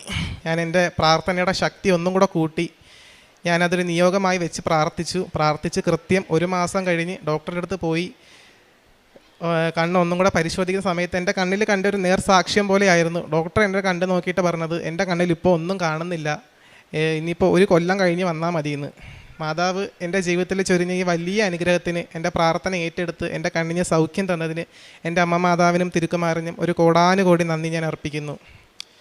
പിന്നെ എൻ്റെ ആത്മീയ ജീവിതം എന്ന് പറയുകയാണെങ്കിൽ എൻ്റെ ജീവിതം ഉടമ്പടിക്ക് മുൻപും ശേഷവും എന്ന് വേണമെങ്കിൽ പറയാം. കാര്യം ഒരുപാട് മാറ്റം ഉണ്ടായിട്ടുണ്ട് ആത്മീയമായിട്ടും സ്വാഭാവികമായിട്ടും. ഞാൻ ഉടമ്പടി എടുത്ത ആ ദിവസം മുതൽ ഇന്ന് വരേക്കും ആ ഒരു തീക്ഷണത്തിൽ തന്നെയാണ് നിന്നിട്ടുള്ളത്. ഒരു വിട്ടുവീഴ്ചയും ഞാൻ എൻ്റെ ഭക്തി കാര്യത്തിൽ വരുത്തിയിട്ടില്ല. പിന്നെ പ്രേക്ഷിത പ്രവർത്തനങ്ങളെന്ന് പറയുകയാണെങ്കിൽ ആദ്യമൊക്കെ എനിക്ക് പത്രം കൊടുക്കാനൊക്കെ ഒരു മടിയായിരുന്നു. പിന്നീട് വളരെ പെട്ടെന്ന് തന്നെ മടിയൊക്കെ മാറി എനിക്ക് പ്രേക്ഷിത പ്രവർത്തനങ്ങളുടെ അടുത്ത തലങ്ങളിലേക്ക് പോകാൻ സാധിച്ചു. ഞാൻ ഓരോ വീടുകളിൽ കയറി പത്രം കൊടുക്കാൻ തുടങ്ങി. പിന്നെ ഇപ്പോഴെന്ന് പറഞ്ഞാൽ ഞാൻ എൻ്റെ സാക്ഷ്യം പറഞ്ഞ് പത്രം കൊടുക്കാൻ സാധിക്കുന്നുണ്ട്. പിന്നെ കാരുണ്യ പ്രവർത്തനങ്ങളായിട്ട് ചെയ്യണമെന്ന് പറഞ്ഞാൽ ആദ്യത്തെ ഉടമ്പടിയിൽ ഞാൻ എല്ലാ ആഴ്ചയും കൃത്യമായിട്ട് ഓരോ കാരുണ്യ പ്രവർത്തനങ്ങൾ വീതം ചെയ്യാറുണ്ടായിരുന്നു. വഴിയരികിലൊക്കെ ഇരിക്കുന്നവർക്ക് ഭക്ഷണം മേടിച്ചു കൊടുക്കുന്നതും അനാഥാലയത്തിൽ ഭക്ഷണം എത്തിക്കുന്നതൊക്കെ ചെയ്യാറുണ്ടായിരുന്നു. പിന്നീട് എൻ്റെ ജോലിയുടെയൊക്കെ പ്രശ്നം കൊണ്ട് എനിക്കത് എല്ലാ ആഴ്ചയും കൃത്യമായിട്ട് ചെയ്യാൻ സാധിച്ചിട്ടില്ല. പക്ഷേ ദൈവത്തിൻ്റെ കൃപയാൽ എൻ്റെ കയ്യിൽ എന്തെങ്കിലും പൈസ വന്നാൽ അത് എൻ്റെ ആവശ്യത്തിന് ഉപയോഗിക്കുന്നതിനേക്കാളും ആദ്യമായിട്ട് ഞാൻ അത് ആവശ്യമുള്ളവർക്കാണ് ഞാൻ എത്തിക്കാൻ ശ്രമിക്കുന്നത്. എൻ്റെ ജീവിതത്തിൽ ദൈവം തന്ന എല്ലാ അനുഗ്രഹങ്ങൾക്കും കൃപകൾക്കും ഞാൻ ഹൃദയം നിറഞ്ഞ ഒരു കോടാനുകോടി നന്ദി അമ്മ മാതാവിനും യേശുനാഥനും അർപ്പിക്കുന്നു. വിശുദ്ധ മത്തായിയുടെ സുവിശേഷം 25-ാം അധ്യായം 20-21 തിരുവചനങ്ങൾ. 5 താലന്ത് കിട്ടിയവന് 5 കൂടി സമർപ്പിച്ച്, യജമാനനെ, നീ എനിക്ക് 5 താലന്താണല്ലോ നൽകിയത്, ഇതാ ഞാൻ 5 കൂടി സമ്പാദിച്ചിരിക്കുന്നു എന്ന് പറഞ്ഞു. യജമാനൻ പറഞ്ഞു, കൊള്ളാം, നല്ലവനും വിശ്വസ്തനുമായ ഭൃത്യ, അല്പകാര്യങ്ങളിൽ വിശ്വസ്തനായിരുന്നതിനാൽ അനേക കാര്യങ്ങൾ നിന്നെ ഞാൻ ഭരമേൽപ്പിക്കും. നിന്റെ യജമാനൻ്റെ സന്തോഷത്തിലേക്ക് നീ പ്രവേശിക്കുക.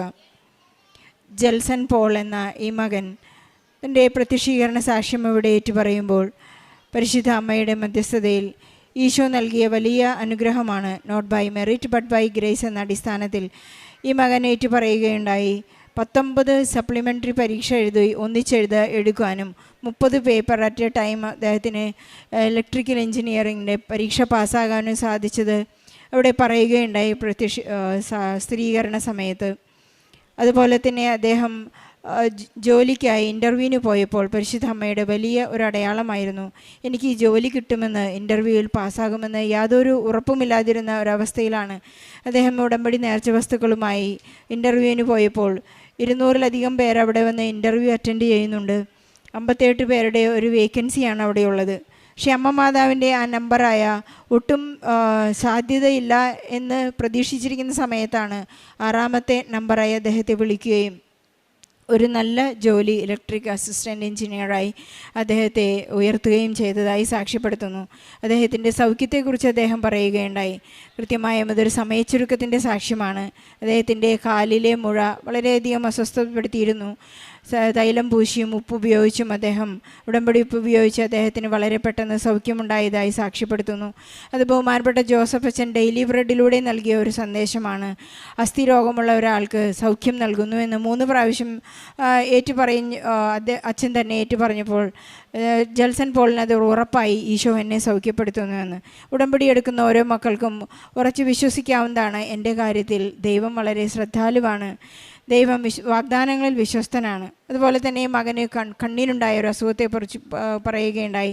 പെരിഫറൽ റെറ്റൈനൽ ഡീജനറേഷൻ എന്ന ഒരു അസുഖം ഈ മകൻ്റെ കണ്ണിനെ പിടിപെടുകയും അത് ഗ്രാജുവലി ഡെവലപ്പ് ചെയ്യുകയും ചെയ്ത് കണ്ണിനെ അസ്വസ്ഥപ്പെടുത്തുന്ന ആ ഒരു അസുഖത്തിൽ നിന്ന് മകനെ നേർച്ച വസ്തുക്കളെല്ലാം ഉപയോഗിച്ച് വളരെ പെട്ടെന്ന് സൗഖ്യം ലഭിക്കുകയും ഡോക്ടർ തന്നെ അത്ഭുതപ്പെട്ട് ഈ മകനെ നോക്കിക്കൊണ്ട് ഇത് ദൈവം തന്നെയാണ് നിൻ്റെ ജീവിതത്തിൽ ഇടപെട്ടത് എന്ന് സാക്ഷ്യപ്പെടുത്തുകയും ചെയ്യുണ്ടായി.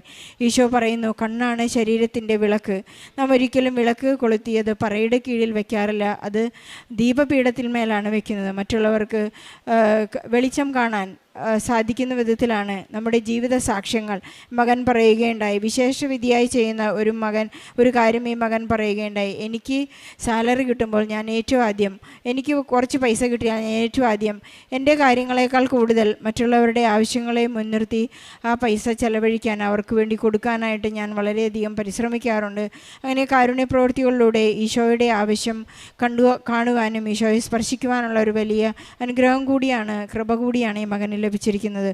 അതുപോലെ ഈ യജമാനൻ നമ്മിൽ സംപ്രീതനാകുന്നത് പോലെ ഈശോയിൽ സംപ്രീതനാകുവാനുള്ള ഒരു വലിയ ജീവിതം ഈ ഉടമ്പടിയിലൂടെ ജെൽസൺ പോളിൽ ലഭിച്ചതായി നമുക്ക് മനസ്സിലാക്കാം. മകന് ലഭിച്ച എല്ലാ അനുഗ്രഹങ്ങൾക്കും നന്ദി പറയുന്നതോടൊപ്പം ജോലിയില്ലാതെ വിഷമിക്കുന്ന എല്ലാ മക്കളെയും, ജോലി സംബന്ധമായി ഓഫീസുകൾ കയറിയേറുന്ന മക്കളെയും എല്ലാം നമുക്ക് ഈ സാക്ഷ്യത്തോട് ചേർത്ത് അമ്മയ്ക്കും 1000 നന്ദി. ഞാൻ 2024 ജാനുവരിയിലാണ് ഉടമ്പടി എടുത്തത്. 3 വർഷമായിട്ട് ഉടമ്പടിയിൽ തന്നെയാണ്. ഉടമ്പടി തൈലം എൻ്റെ പേര് കൃപ എന്നാണ്, കൃപ റോസ്. വരുന്നത് പഴങ്ങനാട് സെൻറ്റ് അഗസ്റ്റിൻ ചർച്ചിൽ നിന്ന് ഇടവക. ആദ്യമായിട്ട് ഉടമ്പടി എടുത്തത് ജാനുവരി 2024 അതിനുശേഷം ഞാൻ ഉടമ്പടിയിൽ തന്നെയാണ് 3 വർഷമായിട്ടും. ഒരുപാട് അനുഗ്രഹങ്ങൾ ദൈവം എനിക്ക് പരിശുദ്ധ അമ്മ വഴി ഈശോയിൽ നിന്ന് ലഭിച്ചിട്ടുണ്ട്. ഒരുപാട് രോഗസൗഖ്യങ്ങൾ ഉടമ്പടി തൈലം ഉപയോഗിച്ച് കിട്ടിയിട്ടുണ്ട്. അതിൽ ഒരു അനുഗ്രഹമാണ് എൻ്റെ മകന്, ഇപ്പോൾ 2.5 വയസ്സുള്ള മകൻ, 1.5 വയസ്സിൽ അവന് ടെസ്റ്റീസിൽ വെള്ളം കെട്ട് വരികയും സ്കാനിങ്ങിൽ അത് കണ്ടുപിടിക്കുകയും ബലൂൺ വീർത്ത പോലെയായിരുന്നു, റെഡിഷ് കളറിൽ ബലൂൺ വീർത്ത പോലെ ഇരിക്കും. അപ്പം ഡൈപ്പർ ഇടുമ്പോഴാണെങ്കിലും കുഞ്ഞിനെ നമ്മൾ എടുത്ത് ഒക്കത്ത് വെക്കുമ്പോഴാണെങ്കിലും ഭയങ്കര ബുദ്ധിമുട്ടാണ്. അവന് വേറെ ഇറിറ്റേഷൻസ് ഒന്നുമില്ല. പക്ഷേ ഡോക്ടറെ കാണിച്ചപ്പോൾ അവർ പറഞ്ഞത് വേറെ നമുക്കൊന്നും ചെയ്യാനില്ല, 3 വയസ്സ് കഴിയുമ്പോൾ ഒരു സർജറി ചെയ്യാം, അത് വേറെ മെഡിസിൻസോ കാര്യങ്ങളോ ഒന്നും തന്നെ ഇല്ല എന്നാണ് പറഞ്ഞത്. അങ്ങനെ ഞാൻ ഉടമ്പടി തൈലം ഉപയോഗിച്ച് എല്ലാ ദിവസവും പ്രാർത്ഥിക്കായിരുന്നു. 6 മാസത്തോളം അതങ്ങനെ പോയി, ഒരു കുറവും കണ്ടില്ല. അപ്പോൾ ഞാൻ കഴിഞ്ഞ വർഷം മെയ്യിൽ ഇവിടെ വന്ന് കുഞ്ഞിൻ്റെ സ്കാനിങ് റിപ്പോർട്ടും കൊണ്ടുവന്ന് മാതാവിൻ്റെ അടുത്ത് വന്നിട്ട് തൊട്ട് പ്രാർത്ഥിച്ചു. സർജറിയോ കാര്യങ്ങളോ ഒന്നും കൂടാതെ എൻ്റെ കുഞ്ഞിന് സൗഖ്യം നൽകണമെന്ന് ഞാൻ പ്രാർത്ഥിച്ചു. കുഞ്ഞിനെയും കൊണ്ടുവന്നിട്ടുണ്ടായിരുന്നു. മെയ് ഇവിടെ വന്നു. മെയ് 24-ാം തീയതിയാണ് കഴിഞ്ഞ വർഷം വരുന്നത്.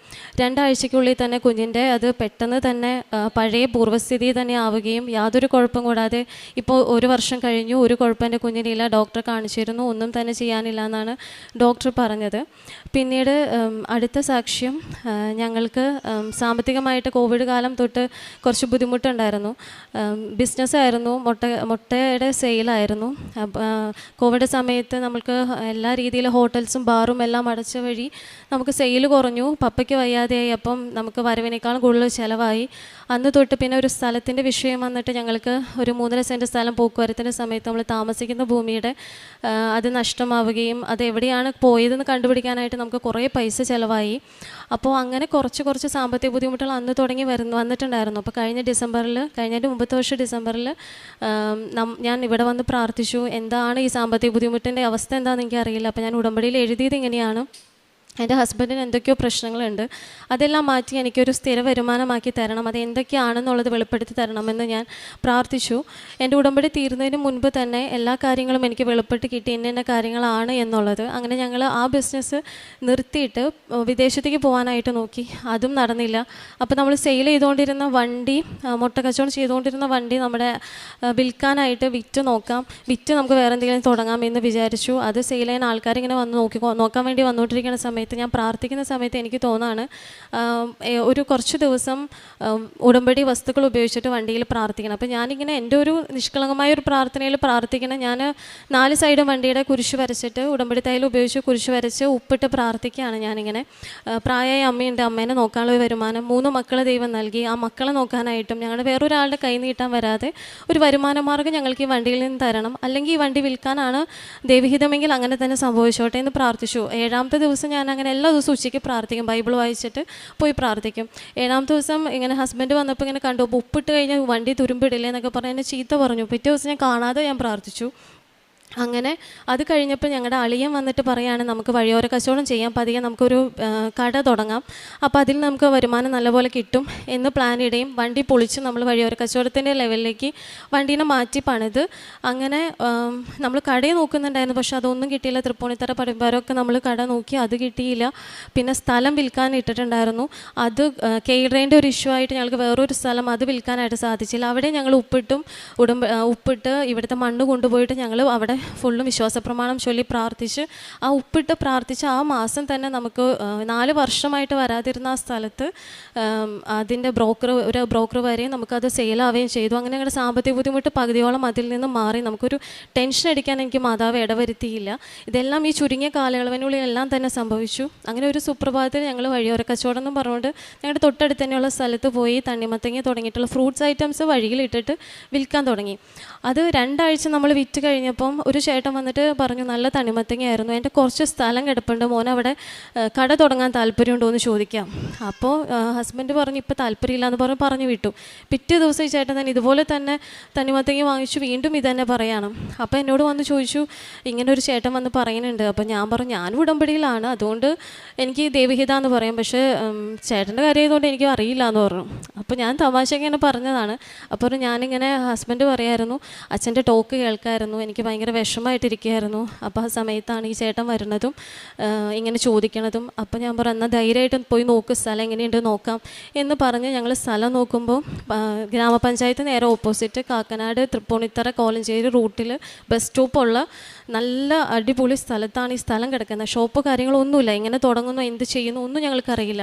അങ്ങനെ ഞങ്ങൾ അവിടെ ചെന്ന് അവർ ഓക്കെ പറയാണ്, നമുക്ക് നമ്മുടെ കയ്യിൽ ഒതുങ്ങുന്ന ഏരിയ, അഫോർഡബിൾ ആയിട്ടുള്ള വാടകയും അതിൻ്റെ അനുസരിച്ചുള്ള അഡ്വാൻസും കാര്യങ്ങളൊക്കെ ആയിട്ട് ആ ചേട്ടൻ ഞങ്ങൾക്ക് തന്നു. കുറേ ഞങ്ങൾ ഓടി, കാരണം പേപ്പർ വർക്ക്, പഞ്ചായത്തിൽ കുറേ ഇഷ്യൂസ്, കുറേ MLA തുടങ്ങി ഡിസ്ട്രിക്ട് കളക്ടർ വരെ നമുക്കതിനെ റെക്കമെൻഡ് ചെയ്തിട്ടാണ് അതിൻ്റെ ആ പേപ്പർ വർക്ക് നമുക്ക് ശരിയാക്കാൻ പറ്റിയത്. പക്ഷേ ഒന്നും, എല്ലാം ഈ കഴിഞ്ഞ ഒരു വർഷം 2025 വർഷത്തിനുള്ളിൽ നമുക്കിതെല്ലാം പരിശോധന, ഞങ്ങൾ രണ്ടുപേരും അതിന് ശേഷം വന്ന് ഉടമ്പടി പുതുക്കി, ഹസ്ബൻഡ് ഉടമ്പടി എടുത്തു, ഞങ്ങൾ പ്രാർത്ഥിച്ച് കാരുണ്യ പ്രവർത്തനം എല്ലാം ചെയ്ത് ഞങ്ങൾക്ക് ഈ കാര്യങ്ങളെല്ലാം നടന്നു കിട്ടി. ഒക്ടോബർ 1 ഞങ്ങളുടെ കട വെഞ്ചരിച്ചു. ഞങ്ങൾ കട തുടങ്ങിയിട്ട് ഇപ്പോൾ 8 മാസമായി. നല്ല രീതിയിൽ പോകുന്നു. ഞങ്ങൾ പ്രതീക്ഷിച്ചതിലും നല്ല രീതിയിൽ ഞങ്ങളുടെ കട പോകുന്നു. ഞങ്ങൾക്കൊരു വരുമാനത്തിന് ഒരു ബുദ്ധിമുട്ടോ കാര്യങ്ങളോ ഒന്നും തന്നെ ഇല്ലാതെ എൻ്റെ മാതാവ് ഞങ്ങളുടെ കാര്യങ്ങൾ നല്ലപോലെ നടത്തി തരുന്നു. ഇനിയും നടത്തി തരുന്നു പൂർണ്ണമായിട്ട് വിശ്വസിക്കുകയും ചെയ്യുന്നു. പ്രേക്ഷിത പ്രവർത്തനം ഞങ്ങൾ ഉടമ്പടി ആയിരിക്കുന്ന കാലം തൊട്ട് ആലുവ ഭക്ഷണം ഉണ്ടാക്കി, ചപ്പാത്തി മുട്ടക്കറിയൊക്കെ ഉണ്ടാക്കി നമ്മൾ ആലുവ റെയിൽവേ സ്റ്റേഷൻ ആ ഭാഗങ്ങളിലെല്ലാം കൊണ്ടു കൊടുക്കും. ഞങ്ങൾ വണ്ടിക്ക് കൊണ്ടു കൊടുക്കും. ഒപ്പം അവിടെ ഒരു ചൂണ്ടിക്ക് ഞങ്ങളുടെ കണ്ണില്ലാത്ത കുറച്ച് ചേച്ചിമാരുടെ ഒരു ഹോമുണ്ട്. അപ്പോൾ അവിടെ പോയി നമ്മൾ ആദ്യം സാമ്പത്തികമായിട്ടാണ് പൈസയാണ് കൊടുത്തത്. ഇപ്പോൾ കട തുടങ്ങിയതിന് ശേഷം അവർക്ക് ആവശ്യമായിട്ടുള്ള ഫുഡ് ഐറ്റംസ് കാര്യങ്ങളെല്ലാം കൊടുക്കുന്നുണ്ട്. അല്ലാതെ തന്നെ ഇപ്പോൾ വിധവയായിട്ടുള്ള ചേച്ചിമാർക്ക് അങ്ങനെ 1-2 വട്ടം ഞങ്ങൾക്ക് സഹായിക്കാൻ എല്ലാ മാസവും ആരെങ്കിലുമൊക്കെ ഉണ്ടാവും, നമുക്ക് അങ്ങനെ സഹായിക്കാനായിട്ട് കിട്ടാറുണ്ട്. കടയിൽ ഇപ്പോൾ കുറേ പേര് അങ്ങനെ ബുദ്ധിമുട്ടായിട്ടും കാര്യങ്ങളൊക്കെ ആയിട്ട് വരുമ്പോൾ അതുവഴി നമ്മൾ അതും ചെയ്യുന്നുണ്ട്. എല്ലാ രീതിയിലും നല്ല രീതിയിൽ നമ്മൾ കാരുണ്യ പ്രവൃത്തി ചെയ്യുന്നു. പ്രാർത്ഥനയാണെങ്കിലും ബൈബിൾ വായിക്കാത്തൊരു ദിവസമില്ല. കുർബാന മാത്രമാണ് കുട്ടികളുള്ളതുകൊണ്ട് നമുക്ക് പരിധിക്കുള്ളിലാണ് ഞങ്ങൾ കുർബാന അർപ്പിക്കാൻ പോകാറുള്ളൂ. എന്നാലും മുടക്കാറില്ല, കുമ്പസാരം മുടക്കാറില്ല. ജപമാലയും ബൈബിളിൽ നിന്ന് ഒരുപാട് അനുഗ്രഹങ്ങൾ കിട്ടാറുണ്ട്. കാരണം വചനം പഠിക്കാൻ ഇപ്പം എന്നും കിട്ടുന്ന ഒരു വചനമാണ് പ്രഭാഷണം 11:21. കർത്താവ് ശരണം വെച്ച് നീ നിൻ്റെ ജോലി ചെയ്യുക, ദരിദ്രനെ സമ്പന്നാക്കാൻ കർത്താവിന് ഒരു ദിവസം മതി. ഞാൻ കടയിൽ ചെല്ലുമ്പോൾ ഞാൻ ആദ്യം കുരിശ് വരച്ച് വിശ്വാസപ്രമാണം ചൊല്ലി ഈ വചനം പറഞ്ഞിട്ടാണ് ഞാൻ എൻ്റെ ഓരോ പണികളും കടയിൽ ചെയ്യാറുള്ളത്. നല്ല രീതിയിൽ തന്നെ എല്ലാ കാര്യങ്ങളും പോകുന്നു. ഈശോയ്ക്ക് അമ്മയ്ക്ക് ഒരുപാട് നന്ദി. മത്തായിയുടെ സുവിശേഷം 10-ാം അധ്യായം 31-32 തിരുവചനങ്ങൾ. അതിനാൽ ഭയപ്പെടേണ്ട, നിങ്ങൾ അനേകം കുരുവികളേക്കാൾ വിലയുള്ളവരാണല്ലോ. മനുഷ്യരുടെ മുൻപിൽ എന്നെ ഏറ്റുപറയുന്നവനെ എൻ്റെ സ്വർഗസ്ഥനായ പിതാവിൻ്റെ മുൻപിൽ ഞാനും ഏറ്റുപറയും. കൃപാരോസ് തൻ്റെ കുടുംബത്തോടൊപ്പം ഇവിടെ വന്ന് പ്രത്യക്ഷീകരണ സാക്ഷ്യം ഏറ്റുപറയുമ്പോൾ സമയച്ചുരുക്കത്തിൻ്റെ അമ്മ അവരുടെ ജീവിതഭാരം ലഘൂകരിച്ചതിനെക്കുറിച്ചും അവർക്ക് വളരെ പെട്ടെന്ന് മകന് സൗഖ്യം നൽകിയതിനെക്കുറിച്ചും അവരുടെ സങ്കടങ്ങളെല്ലാം എടുത്തുമാറ്റി വിശ്വാസത്തിലേക്ക് വരുവാനും വിശ്വാസം പ്രഖ്യാപിക്കുവാനും അവർക്ക് സാധിക്കുന്നതിൻ്റെ ഒരു വലിയ നന്ദി പ്രകാശനമാണ് ഈ അൾത്താരയിൽ അവർ കാഴ്ചവെക്കുന്നത്. സമയച്ചുരുക്കത്തിൻ്റെ അമ്മ അവർക്ക് തന്നെ നോട്ട് ബൈ മെറിറ്റ് എന്ന് വേണമെങ്കിൽ പറയാം. കാരണം മകൻ്റെ ടെസ്റ്റീസിൽ ഇങ്ങനെ ഫ്ലൂയിഡ് നിറയുന്ന ഒരു അസുഖം, ഡോക്ടേഴ്സ് പറഞ്ഞത് 3 വയസ്സ് കഴിയാതെ കുഞ്ഞിന് സർജറി പോലും ചെയ്യാൻ സാധിക്കുകയില്ല. വളരെ സങ്കടത്തിലാണ് ഇവരിവിടെ വന്ന് കൃപ ഇവിടെ വന്ന് ഉടമ്പടി എടുത്ത് പ്രാർത്ഥിക്കുന്നത്. ഉടമ്പടി തൈലം പൂശി എപ്പോഴും കൃത്യമായി വിശ്വാസപ്രമാണം ചൊല്ലി പ്രാർത്ഥിച്ചപ്പോൾ വളരെ ചുരുങ്ങിയ ദിവസങ്ങൾക്കുള്ളിൽ ആ കുഞ്ഞിന് സൗഖ്യപ്പെട്ടതായിട്ടാണ് അമ്മ ഇവിടെ സാക്ഷ്യപ്പെടുത്തുന്നത്. അതുപോലെ അവരുടെ ജീവിതത്തിൽ എങ്ങനെ മുന്നോട്ട് പോകണം, ജീവിതത്തിൽ വരുമാനം എങ്ങനെ ഉണ്ടാക്കണമെന്നെല്ലാം ചിന്തിച്ച് പ്രാർത്ഥിച്ചുകൊണ്ടിരിക്കുമ്പോൾ പരിശുദ്ധ അമ്മ തന്നെയാണ് ഒരു വലിയ ഐഡിയ ഈ മകൾക്ക് നൽകുന്നത്. നിങ്ങൾ വഴിയോരത്തൊരു കച്ചവടം തുടങ്ങുക. ആ ഒരു ചെറിയ കച്ചവടം തുടങ്ങിയപ്പോൾ പരിശുദ്ധ അമ്മ നൽകുന്ന സാധ്യതകളെക്കുറിച്ച് കൃപ ഇവിടെ ഏറ്റുപറയുകയുണ്ടായി. അവരുടെ സ്ഥലം വിൽക്കാനും പുതിയൊരു സ്ഥലം വാങ്ങാനും അവിടെ അവരുടെ ഈ ഫ്രൂട്ട്സിൻ്റെ തണ്ണിമത്തങ്ങയുടെ ഒരു വലിയ വിൽപ്പനയും സാധ്യതകളും എല്ലാം അവരെവിടെയെല്ലാം ഓരോ നിമിഷവും പരിശുദ്ധ അമ്മയുടെ മാധ്യസ്ഥം അപേക്ഷിച്ച് ഈശോയോട് എപ്പോഴും അഭിപ്രായം ചോദിച്ച് ഈശോയുടെ ഡിസിഷനാണ് അവരെടുത്തിരുന്നത്. ഈ സാക്ഷ്യത്തിലൂടെ നമുക്ക് മനസ്സിലാകുന്നത് ഈശോയോടൊപ്പം സഞ്ചരിക്കുമ്പോൾ പരിശുദ്ധ അമ്മ നമുക്ക് വേണ്ടി മധ്യസ്ഥം വഹിക്കുകയും നമ്മുടെ എല്ലാ കാര്യങ്ങളും ഈശോയെ എപ്പോഴെല്ലാം നാം ഏറ്റുപറയുന്നുവോ സ്വർഗീയ പിതാവിൻ്റെ മുമ്പിൽ ഈശോ നമ്മെ ഏറ്റുപറയുന്നതിൻ്റെ ഒരു വലിയ അടയാളമായി ഈ സാക്ഷ്യത്തെ നമുക്ക് കാണാം. നമ്മുടെ എല്ലാ അനുഗ്രഹങ്ങൾക്കും ഈശോയോട് നന്ദി പറയാം. ജീവിതത്തിൽ തകർന്നുകൊണ്ടിരിക്കുന്നവരെ, അതുപോലെ ജീവിതത്തിൽ വഴിമുട്ടി നിൽക്കുന്നവരെ, വഴിവിട്ട ജീവിതങ്ങളുള്ളവരെ എല്ലാവരെയും നമുക്ക് ഈ സാക്ഷ്യത്തോട് ചേർത്ത് വെച്ച് അവരുടെ എല്ലാ സങ്കടങ്ങളും ഈശോയ്ക്ക് സമർപ്പിച്ച് ഈശോ നൽകിയ എല്ലാ അനുഗ്രഹങ്ങൾക്കും കൃപാറോസിനും കുടുംബത്തിനും ലഭിച്ച അനുഗ്രഹങ്ങൾക്ക് നന്ദി പറഞ്ഞുകൊണ്ട് വിഷയത്തിൻ്റെ സ്ഥിരം സാക്ഷിയായി എന്നെ ഉയർത്തിയതിന് കൃപാസന മാതാവിനും ദൈവകുമാരനും 1000 നന്ദി. എൻ്റെ പേര് സിസ്റ്റർ ലിജി, സെൻറ്റ് അലോഷ്യസ് സഭാംഗമാണ്. ഞാൻ തെലങ്കാനയിലെ കമ്മം രൂപതയിൽ വർക്ക് ചെയ്യുന്നു. ഞാൻ 2021 ഒക്ടോബർ 27 ആദ്യമായി ഉടമ്പടി എടുത്തത്. എനിക്ക് കൃപാസന പത്രം കിട്ടുകയും അതിലൂടെയാണ് ഞാൻ കൃപാസനത്തെക്കുറിച്ച് കൂടുതൽ അറിയുകയും ചെയ്തത്. റെയിൽവേ സ്റ്റേഷനിൽ വെച്ചാണ് എനിക്ക് കൃപാസന പത്രം കിട്ടിയത്.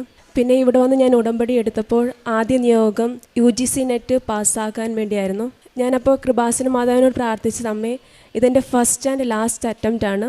അമ്മേ ഞാൻ കുറേ സാക്ഷ്യങ്ങൾ കേട്ടിട്ടുണ്ട്, not by merit but by a grace. ഞാൻ അമ്മയുടെ ഗ്രേസിൽ വിശ്വസിച്ച് ഞാനിത് എഴുതാൻ പോവുകയാണ്. എന്നുവെച്ചാൽ എനിക്ക് കൂടുതൽ പഠിക്കുവാനുള്ള സമയം, ഞാൻ അവിടെ സ്കൂളിൽ പഠിപ്പിക്കുകയായിരുന്നു, അപ്പോൾ കൂടുതൽ പഠിക്കാനുള്ള സമയമില്ലായിരുന്നു. ഞാൻ മാതാവിനോട് പ്രാർത്ഥിച്ച് എക്സാമിന് പ്രിപ്പയറായി വിശുദ്ധ തൈലം എൻ്റെ കൈകളിലും നെറ്റിയിലും പുരട്ടി വെഞ്ചരിച്ച ഉപ്പ് ഞാൻ എക്സാം ഹാളിൽ വിതറുകയും എക്സാം എഴുതിയതിൻ്റെ ഫലമായി ഫസ്റ്റ് അറ്റംപ്റ്റിൽ തന്നെ നല്ല മാർക്കോടുകൂടി പാസ്സാകാൻ സാധിച്ചു. കൃപാസന മാതാവിനും തിരുക്കുമാരനും 1000 നന്ദി. ഞാൻ പഠിപ്പിക്കുന്ന സ്കൂളിലെ ബസ് സ്കൂൾ കുട്ടികളുമായി ഒരു കുഴിയിൽ വീഴുകയും കുറേ രക്ഷാപ്രവർത്തനം നടത്തിയിട്ട് എല്ലാം വിഫലമായി. എൻ്റെ കയ്യിൽ കൃപാസന ഉപ്പുണ്ടായിരുന്നു. ഞാൻ വെഞ്ചരിച്ച ഉപ്പ് ഞങ്ങൾ ബസ്സിൻ്റെ ചില്ലിൽ വെച്ച് പ്രാർത്ഥിച്ചതിൻ്റെ ഫലമായി വിത്തിൻ എ സെക്കൻഡ് ബസ് സ്റ്റാർട്ടാകുകയും വലിയ അപകടത്തിൽ നിന്ന് ഞങ്ങളുടെ കുട്ടികളെയും ഞങ്ങളുടെ ബസ്സിനെയും കൃപാസന മാതാവ്, സഞ്ചാരി മാതാവ് ഞങ്ങളെ രക്ഷിച്ചു. മൂന്നാമതായി, എനിക്കറിയാവുന്ന ഒരു സന്യാസി സമൂഹത്തിലെ വ്യക്തിയുടെ 3 വർഷമായി നിത്യവ്രത വാഗ്ദാനം തടസ്സമായി നിന്നിരുന്നു. ഞാനിവിടെ ഉടമ്പടിയിൽ വയ്ക്കുകയും 3 മാസത്തിനുള്ളിൽ നിത്യവ്രത വാഗ്ദാനം നൽകിയതിന് കൃപാസന മാതാവിനും തിരുക്കുമാരനും 1000 നന്ദി. പ്രേക്ഷിത പ്രവർത്തനമായി ഇവിടെ വന്ന് ഞാൻ തെലുഗു പത്രം, തമിഴ് പത്രം, ഇംഗ്ലീഷ് പത്രം, മലയാളം പത്രങ്ങൾ വാങ്ങിക്കാറുണ്ട്. തെലുഗു പത്രങ്ങൾ ഓരോരോ വീടുകളിൽ പോയി കൃപാസന മാതാവിനെ കുറിച്ച് പറഞ്ഞ് വിശ്വാസപ്രമാണം ചൊല്ലി ഞങ്ങൾ കൊടുക്കാറുണ്ട്. പിന്നെ ഒരു ക്യാൻസർ പേഷ്യൻ്റെ വീട്ടിൽ പോയി ഞങ്ങൾ ആ കൃപാസന പത്രം കൊടുത്തപ്പോൾ അവർക്ക് കുറേ സൗഖ്യം ലഭിച്ചതായി അവർ ഞങ്ങളോട് പിന്നെ പറയുകയും പിന്നെയും വീട്ടിൽ വന്ന് പ്രാർത്ഥിക്കണമെന്ന് ഞങ്ങളോട് ആവശ്യപ്പെടുകയും ചെയ്തു. അറിയുന്നവരെ ആഴപ്പെടുത്തുവാനും അറിയാത്തവരെ അറിയിക്കുവാനും പ്രേക്ഷിത പ്രവർത്തനത്തിലൂടെ എനിക്ക് സാധിച്ചു. പ്രാർത്ഥന ചെല്ലുന്നതല്ല ചെയ്യുന്നതാണെന്ന് അച്ഛൻ എപ്പോഴും ഓർമ്മപ്പെടുത്താറുണ്ട്. അപ്പോൾ ഞാൻ പ്രാർത്ഥിക്കുമ്പോൾ മറ്റുള്ളവർക്ക് വേണ്ടി കൂടുതൽ പ്രാർത്ഥിക്കുവാനും എൻ്റെ തന്നെ ആത്മീയ ജീവിതത്തിൽ കൂടുതൽ എനിക്ക് വളരുവാനും സാധിച്ചു. ഞങ്ങളുടെ സഭയുടേതായ പ്രാർത്ഥനകളുണ്ട്. എന്നാലും ഞാൻ ഉടമ്പടി എടുത്തതിന് ശേഷം കൂടുതലായി ദൈവത്തെ അറിയുവാനും വിശുദ്ധ കുർബാനയിൽ സജീവനായി ജീവിക്കുന്ന ദൈവത്തെ അനുഭവിക്കുവാനും എനിക്ക് സാധിച്ചു.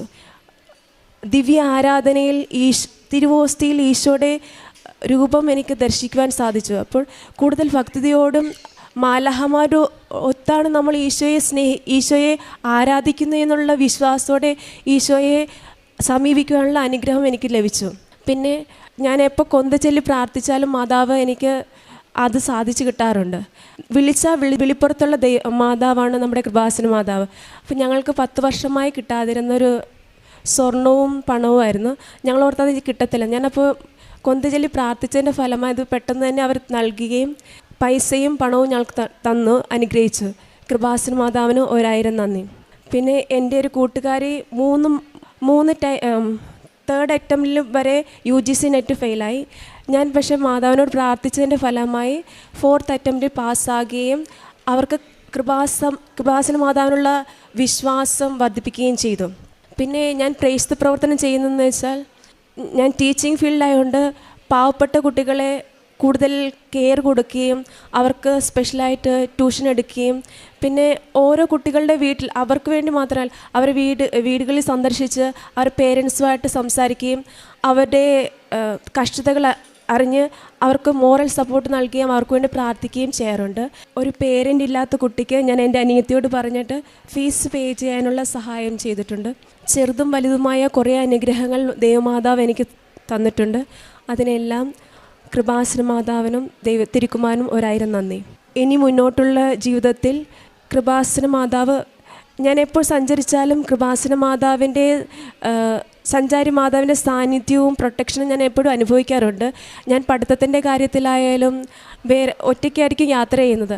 അപ്പോൾ ചിലപ്പോൾ ട്രെയിനിൽ ഒരു പ്രാവശ്യം എൻ്റെ ഓൺലൈൻ ടിക്കറ്റ് ആയിരുന്നു, അത് ക്യാൻസലായിപ്പോയി. പക്ഷെ ഞാൻ പ്രാർത്ഥിച്ചതിന് ഫലമായി പെട്ടെന്ന് തന്നെ TTR എനിക്ക് AC കമ്പാർട്ട്മെൻറ്റിലൊരു സീറ്റ് സജ്ജമാക്കി തരികയും ചെയ്തു. പിന്നെ എപ്പോൾ ഞാൻ ചെറിയ നന്മകൾ ചെയ്യുമ്പോഴും ഈശോയെ അങ്ങേക്ക് വേണ്ടിയാണ് ഞാൻ ഇത് ചെയ്തതെന്ന് ഞാൻ പ്രാർത്ഥിച്ചുകൊണ്ടാണ് ചെയ്യാറുള്ളത്. ചെറിയ കാര്യങ്ങളായാലും ദൈവനാമം മഹത്വപ്പെടുത്തട്ടെ എന്ന പ്രാർത്ഥനയോടെ ഞാൻ ചെയ്യാറുണ്ട്. അതിൻ്റെ അനുഗ്രഹമായി എനിക്കും എൻ്റെ കുടുംബത്തിനും ധാരാളം ദൈവം അനുഗ്രഹിച്ചിട്ടുണ്ട്. ഇനിയുള്ള കാലങ്ങളും കൃപാസന മാതാവിൻ്റെ കരം പിടിച്ച് ഈശോയുടെ നാമം മഹത്വപ്പെടുത്തി നിത്യജീവിതത്തിൽ എത്തുകയാണ് എന്നതാണ് എൻ്റെ ആഗ്രഹം. ദൈവനാമത്തിന് മഹത്വം. ആമേൻ. നിങ്ങൾ എന്നെ തിരഞ്ഞെടുക്കുകയല്ല, ഞാൻ നിങ്ങളെ തിരഞ്ഞെടുക്കുകയാണ് ചെയ്തത്. നിങ്ങൾ പോയി ഫലം പുറപ്പെടുവിക്കുന്നതിനും നിങ്ങളുടെ ഫലം നിലനിൽക്കുന്നതിനും വേണ്ടി ഞാൻ നിങ്ങളെ നിയോഗിച്ചിരിക്കുന്നു. കൃപാസന ഉടമ്പടിയിൽ നാം ദൈവത്തിൻ്റെ തിരഞ്ഞെടുത്ത മക്കളെന്ന് നാം തിരിച്ചറിയുകയാണ്. നമ്മൾ ദൈവത്തെ തിരഞ്ഞെടുക്കുകയല്ല, ദൈവം നമ്മളെ തിരഞ്ഞെടുക്കുകയാണ്. ദൈവം എന്നെ തിരഞ്ഞെടുത്തു, അതുകൊണ്ട് എൻ്റെ ജീവിതം ഫലപ്രദമാകണം, എൻ്റെ ജീവിതം ദൈവത്തിന് ഇഷ്ടമായ ഫലങ്ങൾ കായ്ക്കണം, മറ്റുള്ളവർക്ക് അനുഗ്രഹമാകണം. സിസ്റ്റർ ലിജി OSA നമ്മളോട് പങ്കുവച്ചത് ദൈവത്തിൻ്റെ തിരഞ്ഞെടുത്ത ഒരു മകളായി ഈശോയുടെ അമ്മയുടെയും കൂടെ ഉടമ്പടി ജീവിതം നയിച്ച് സിസ്റ്ററിന് കിട്ടിയ അനുഗ്രഹത്തിൻ്റെ ഒരു സാക്ഷ്യം ആണ്, പ്രത്യക്ഷീകരണത്തിൻ്റെ സാക്ഷ്യമാണ് നമ്മളോട് പങ്കുവച്ചത്. നമുക്കറിയാം, സന്യാസ ജീവിതം ദൈവം തിരഞ്ഞെടുത്ത ഒരു വിളിയാണ് ദൈവവിളി. ദൈവം നൽകിയ ഒരു ദാനമാണ്, ഒരു ഗിഫ്റ്റാണ്. Vocation is a blessing. ഇന്ന് ഉടമ്പടിയിൽ ഈശോ നമ്മെ വിളിക്കുന്നത് നാം തിരഞ്ഞെടുത്ത ജീവിതത്തിലൂടെ ദൈവത്തെ കൂടുതൽ മഹത്വപ്പെടുത്തുവാനുള്ള ഒരു പദ്ധതിയാണ് ഉടമ്പടി. ഉടമ്പടി ജീവിതത്തിലൂടെ ഈശോയോട് കൂടുതൽ അടുക്കുവാനും നമ്മുടെ ആ ബന്ധം റിന്യൂ ചെയ്യാനാണ്, ഒരു വിശുദ്ധിയിലേക്കുള്ള, ഒരു നവീകരണത്തിലേക്കുള്ള, ഒരു നവജീവനിലേക്കുള്ള ഒരു വിളിയാണ് കൃപാസനം ഉടമ്പടി. നമുക്കറിയാം, നാം തിരഞ്ഞെടുത്ത ജനമാണ്. പക്ഷെങ്കിൽ ഇന്ന് ഉടമ്പടിയിലൂടെ നാം കൂടുതൽ തീക്ഷ്ണതയോടെ, കൂടുതൽ ആത്മാർത്ഥതയോടെ, കൂടുതൽ വിശ്വസ്തയോടെയാണ് ഉടമ്പടി ജീവിതം മുന്നോട്ട് നയിക്കുന്നത്. നമ്മെ വിളിക്കുന്നത് ഉടമ്പടി ജീവിതത്തിലൂടെ ഈശോയോട് കൂടുതൽ അടുക്കുവാനും അമ്മയുടെ മധ്യസ്ഥതയിലൂടെ ഈശോയോട് ചേർന്ന് നിൽക്കുവാനുമാണ് ഉടമ്പടി നമ്മെ ഓരോരുത്തരെയും വിളിക്കുന്നത്. ഉടമ്പടിയിലൂടെ, കൃപാസനം അമ്മയിലൂടെ, കൃപാസനം ഉടമ്പടി ഒരു തിരഞ്ഞെടുപ്പും ഒരു സമർപ്പണവുമാണ്. ഫലം കായ്ക്കുന്ന അലിമിതയിലേക്കുള്ള ഒരു വിളിയാണ്, ഒരു ജീവിതത്തിലേക്കാണ് ഉടമ്പടി നമ്മെ നയിക്കുന്നത്. പ്രാർത്ഥനയിൽ സ്ഥിരതയും പാപത്തിൽ നിന്നും മോചനവും കുടുംബത്തിലും സന്യാസ ജീവിതത്തിലും സമാധാനവും സന്തോഷവുമാണ് ഉടമ്പടി നമുക്ക് നൽകുന്നത്. ഇന്നത്തെ കാലഘട്ടത്തിൽ ജീവിതം ഭയങ്കര ബിസിയാണ്, വളരെ ഫാസ്റ്റ് മൂവിങ് ടെക്നോളജിക്കൽ ഡെവലപ്ഡ് ഡേയ്സാണ്. പക്ഷെങ്കിൽ ഒന്ന് പോസ് ചെയ്ത് ദൈവത്തിങ്കിലേക്ക് തിരിയുവാനും ദൈവത്തെ കൂടുതൽ അറിയുവാനും കൂടുതൽ വിശുദ്ധിയിലും ജീവിക്കുവാനുമുള്ള ഒരു വിളിയാണ് ഉടമ്പടി. സിസ്റ്റർ ലിജിയുടെ സാക്ഷ്യത്തിൽ നിന്ന് നമുക്ക് മനസ്സിലാക്കുന്നതും അതുതന്നെയാണ്. UGC നെറ്റിൽ ഫസ്റ്റ് എക്സാമിന് പോയപ്പോൾ ഉടമ്പടിയിൽ നിയോഗമായി സമർപ്പിച്ചിരുന്നു. അമ്മയെ കൂടെ വരണമേ എന്ന് പ്രാർത്ഥിച്ചു. സഫീഷ്യൻ്റ് സമയം കിട്ടിയില്ല പഠിക്കുവാനും പ്രിപ്പയർ ചെയ്യുവാനും. പക്ഷെങ്കിൽ അമ്മയുടെ സാന്നിധ്യം കൂടെ ഉണ്ടായിരുന്നു. കൂടെ പോയപ്പോൾ വെഞ്ചരിച്ച ഉപ്പും തൈലം തേച്ച് പ്രാർത്ഥിച്ച് കുരിശ് വരച്ചാണ് സിസ്റ്റർ പരീക്ഷയ്ക്ക് പോയത്. UGC നെറ്റ് എക്സാമിൽ ഫസ്റ്റ് അറ്റംപ്റ്റിൽ തന്നെ പാസ്സാകാൻ സാധിച്ചുവെന്നും അത് not by merit but by grace എന്നാണ് സിസ്റ്റർ ഇവിടെ സാക്ഷ്യപ്പെടുത്തുന്നത്. ഇത് എൻ്റെ മെറിറ്റിലല്ല, ദൈവത്തിൻ്റെ കൃപയാലാണ് എക്സാം പാസ്സായി പരിശുദ്ധമ്മയുടെ പ്രത്യക്ഷീകരണത്തിൻ്റെ സാക്ഷിയായിട്ട് ഇന്ന് സിസ്റ്റർ ലിജി നമ്മുടെ സന്നിധിയിൽ പരിശുദ്ധമ്മയുടെ സന്നിധിയിൽ നിൽക്കുന്നത്. അതുപോലെ തന്നെയാണ് സ്കൂളിൽ ഓരോ പ്രശ്നത്തിലും പ്രതിസന്ധികളിലും സിസ്റ്റർ എപ്പോഴും ഈശോയുടെ അമ്മയോടും ചേർന്ന് നിൽക്കുകയാണ്. ഉടമ്പടി വസ്തുക്കൾ, നേർച്ച വസ്തുക്കളായ ഉടമ്പടി തൈലവും കാശുരൂപവും വെഞ്ചരിച്ച ഉപ്പും കയ്യിലുണ്ട്. സ്കൂളിലെ ബസ് അപകടത്തിൽപ്പെട്ടപ്പോഴും കുഴിയിൽ നിന്ന് വിടുതൽ ലഭിക്കുവാനായിട്ട് വളരെ ശ്രമിച്ചു. രക്ഷാകര പ്രവർത്തനങ്ങളൊക്കെ ഒത്തിരി നടന്നു. പക്ഷെങ്കിൽ the moment she put the salt, ഇത് വെഞ്ചരിച്ച് സോൾട്ട് ഇട്ട് പ്രാർത്ഥിച്ച ആ നിമിഷം തന്നെയാണ് പെട്ടെന്ന് വണ്ടി അവിടെ നിന്ന് മാറ്റുവാൻ സാധിച്ചത്. അവിടെയും സഞ്ചാരി മാതാവിൻ്റെ ഒരു വലിയ കൃപയാണ് സിസ്റ്ററിന് അവിടെ മനസ്സിലാക്കാൻ സാധിച്ചത്. പിന്നീട് സന്യാസ സഭയിൽ ഒരു വ്യക്തിക്ക് വേണ്ടി പ്രാർത്ഥിച്ചു. 3 വർഷത്തോളം നിത്യവ്രതത്തിന് വേണ്ടി വെയിറ്റ് ചെയ്യുന്ന ഒരു വ്യക്തിക്ക് വേണ്ടി, അതും ഈശോയുടെ അമ്മയുടെ അനുഗ്രഹത്താൽ ഉടമ്പടി ജീവിതം സിസ്റ്ററിൻ്റെ ആ ആത്മീയതയിൽ മറ്റുള്ളവർക്ക് വേണ്ടി പ്രാർത്ഥിച്ചപ്പോൾ ആ പ്രാർത്ഥനയും ഈശോയും അമ്മയും കേട്ടു. 3 വർഷം കാത്തിരിക്കുകയായിരുന്ന ആ വ്യക്തി 3 മാസത്തിനുള്ളിൽ നിത്യവ്രതത്തിന് വേണ്ടിയിട്ട് തയ്യാറായി നിത്യവ്രതം ചെയ്യുവാനായിട്ട് സാധിച്ചു.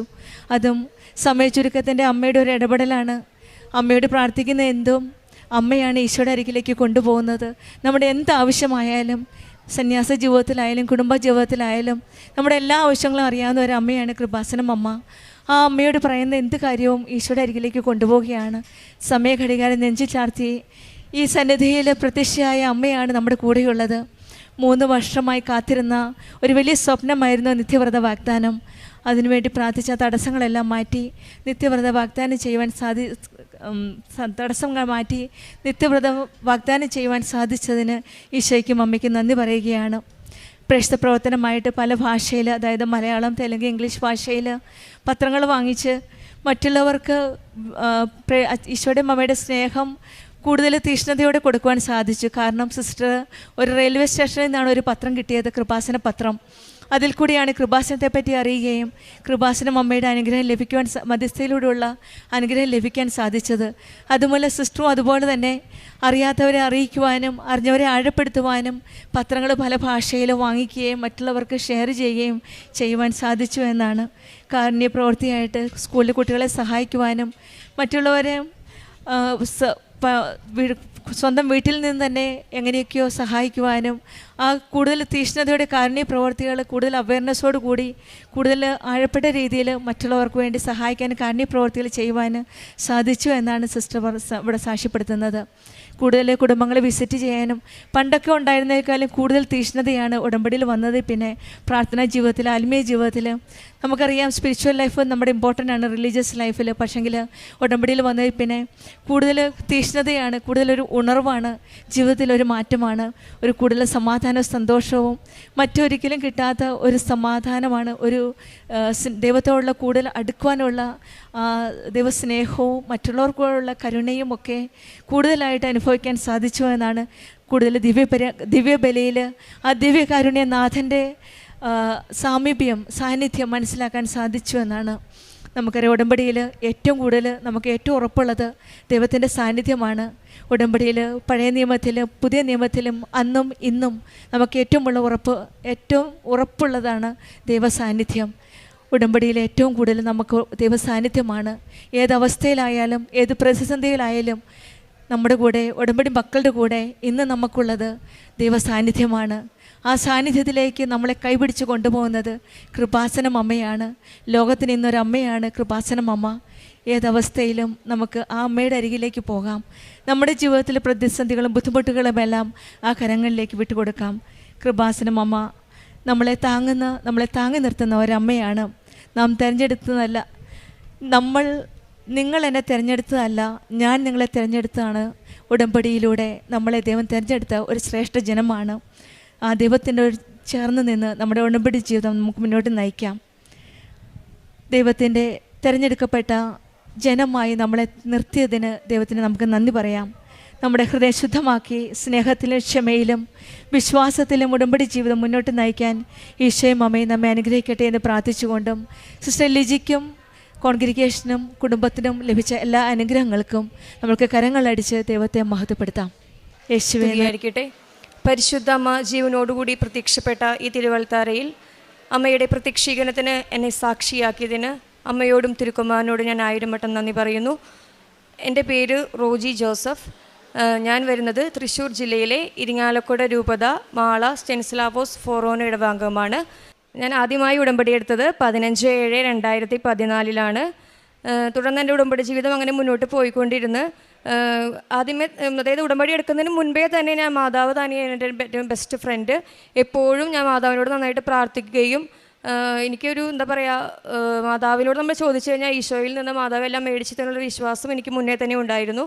അങ്ങനെ കൂടുതൽ മാതാവിനോടും ഈശോയോടും കൂടുതൽ ഭക്തിയിൽ വളരുന്നതിന് വേണ്ടിയാണ് ഉടമ്പടി എടുത്തത്. അങ്ങനെ എൻ്റെ ഉടമ്പടി ജീവിതം മുന്നോട്ട് പോയിക്കൊണ്ടിരുന്നു. കുറച്ച് നാൾ കഴിഞ്ഞപ്പോൾ എൻ്റെ വയറിന് ചെറിയ ബുദ്ധിമുട്ടുകളൊക്കെ വന്നു തുടങ്ങി. അതിനാണ് അത്ര കാര്യമായി എടുത്തില്ല.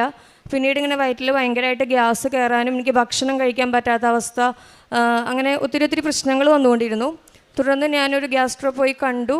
അപ്പോൾ അവർ പറഞ്ഞു ഒന്ന് എൻഡോസ്കോപ്പി ചെയ്യാൻ പറഞ്ഞു.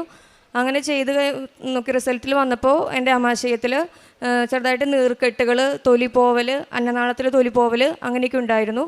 അപ്പോൾ അന്നേരം എൻ്റെ 3ാമത്തെ ഉടമ്പടി പുതുക്കുന്ന സമയമായിരുന്നു. അപ്പോൾ ഞാൻ ആ സമയത്ത് നമ്മുടെ ബഹുമാനപ്പെട്ട ജോസഫ് അച്ഛനെ കണ്ട് വന്ന് പ്രാർത്ഥിക്കാനായിട്ട് എനിക്ക് ഭാഗ്യം ലഭിച്ചു. അങ്ങനെ ഞാൻ അച്ഛനെ ബ്ലെസ്സിങ് മേടിക്കുന്ന സമയത്ത് അച്ഛൻ എന്നോട് പ്രത്യേകിച്ചൊന്നും പറഞ്ഞില്ല. അച്ഛൻ ആദ്യമേ ചെയ്തത് എൻ്റെ തലയിൽ കൈവച്ച് പ്രാർത്ഥിച്ച് അതിനുശേഷം അച്ഛൻ എൻ്റെ കഴുത്തിലാണ് സൈത്ത് പൂശി പ്രാർത്ഥിച്ചത്. അപ്പോൾ ഞാൻ തന്നെ വിചാരിച്ചു അച്ഛൻ എന്താണോ എൻ്റെ കഴുത്തിൽ സൈത്ത് പൂശി പ്രാർത്ഥിക്കണം, എനിക്ക് വയറിനാണല്ലോ പ്രശ്നം എന്ന് വെച്ചു. അച്ഛനൊന്നും പറഞ്ഞില്ല. അച്ഛന് ചെറിയ കാശുരൂപമൊക്കെ തന്ന് പ്രാർത്ഥിച്ച് എന്നോട് പോയിക്കോളാൻ പറഞ്ഞു. തുടർന്ന് ഞാനിവിടെ മാതാവിനോട് പ്രാർത്ഥിച്ചിട്ട് അവിടെ വാഷ്റൂമിൽ പോയി എൻ്റെ കഴുത്തിൽ നിന്ന് സൈത്തെടുത്ത് വിശ്വാസ പ്രമാണം ചൊല്ലി ഞാൻ എൻ്റെ വയറ്റിൽ കുരിശടയാളം വരച്ചു. തുടർന്ന് ഞാൻ വീട്ടിലോട്ട് പോയി. അങ്ങനെ പോയി ഒരു 2 ആഴ്ചയ്ക്കുള്ളിൽ തന്നെ എൻ്റെ വയറിൻ്റെ എല്ലാ പ്രശ്നങ്ങളും എനിക്ക് മാറിക്കിട്ടി. പിന്നെ തുടർന്ന് എനിക്കൊരു മെഡിസിൻ എടുക്കേണ്ടി വന്നില്ല. അതിനു മുന്നേ ഞാൻ ഹോമിയോ, അലോപ്പതി, ആയുർവേദം ഇതിനൊക്കെ ഇങ്ങനെ മരുന്ന് കഴിച്ചുകൊണ്ടിരുന്നിട്ടുണ്ടായിരുന്നു വയറിൻ്റെ പ്രശ്നത്തിന് വേണ്ടിയിട്ട്. പക്ഷേ അത് പ്രാർത്ഥനയ്ക്ക് ശേഷം പിന്നെ എനിക്കൊരു മെഡിസിൻ എടുക്കേണ്ടി വന്നിട്ടില്ല, ഒരു ബുദ്ധിമുട്ടും ഉണ്ടായില്ല. അങ്ങനെ കഴിഞ്ഞ കൊല്ലം ഒക്ടോബർ മാസം ഒരു ആദ്യമായപ്പോൾ തുടങ്ങി. അതായത് നമ്മൾ അച്ഛൻ്റെ ബ്ലെസ്സിങ് കിട്ടി 1 മാസം ആയിട്ടില്ല അപ്പോൾ തന്നെ. ആ ഒക്ടോബർ മാസം എനിക്ക് കഴുത്തിന് ഇവിടെ റൈറ്റ് സൈഡിൽ നല്ല വേദന വന്നു തുടങ്ങി. അപ്പോൾ 2 ആഴ്ച ഞാൻ വലിയ മൈൻഡ് ചെയ്തില്ല, വല്ല നീർക്കെട്ടൊക്കെ ആയിരിക്കും എന്ന് വിചാരിച്ച് അങ്ങനെ പോയി. പക്ഷേ പിന്നെ വേദന സഹിക്കാൻ പറ്റാണ്ടായപ്പോൾ ഞാൻ ഡോക്ടറെ പോയി കണ്ടു. അപ്പോൾ ഡോക്ടർ എന്നോടൊന്ന് സ്കാൻ ചെയ്യാൻ പറഞ്ഞു. അങ്ങനെ സ്കാൻ ചെയ്ത് നോക്കിയപ്പോൾ എനിക്ക് തൈറോയിഡാണ്, അത് ഹൈപ്പോ തൈറോയിഡാണ്, ഏറ്റവും മാക്സിമം ലെവലിലെത്തി.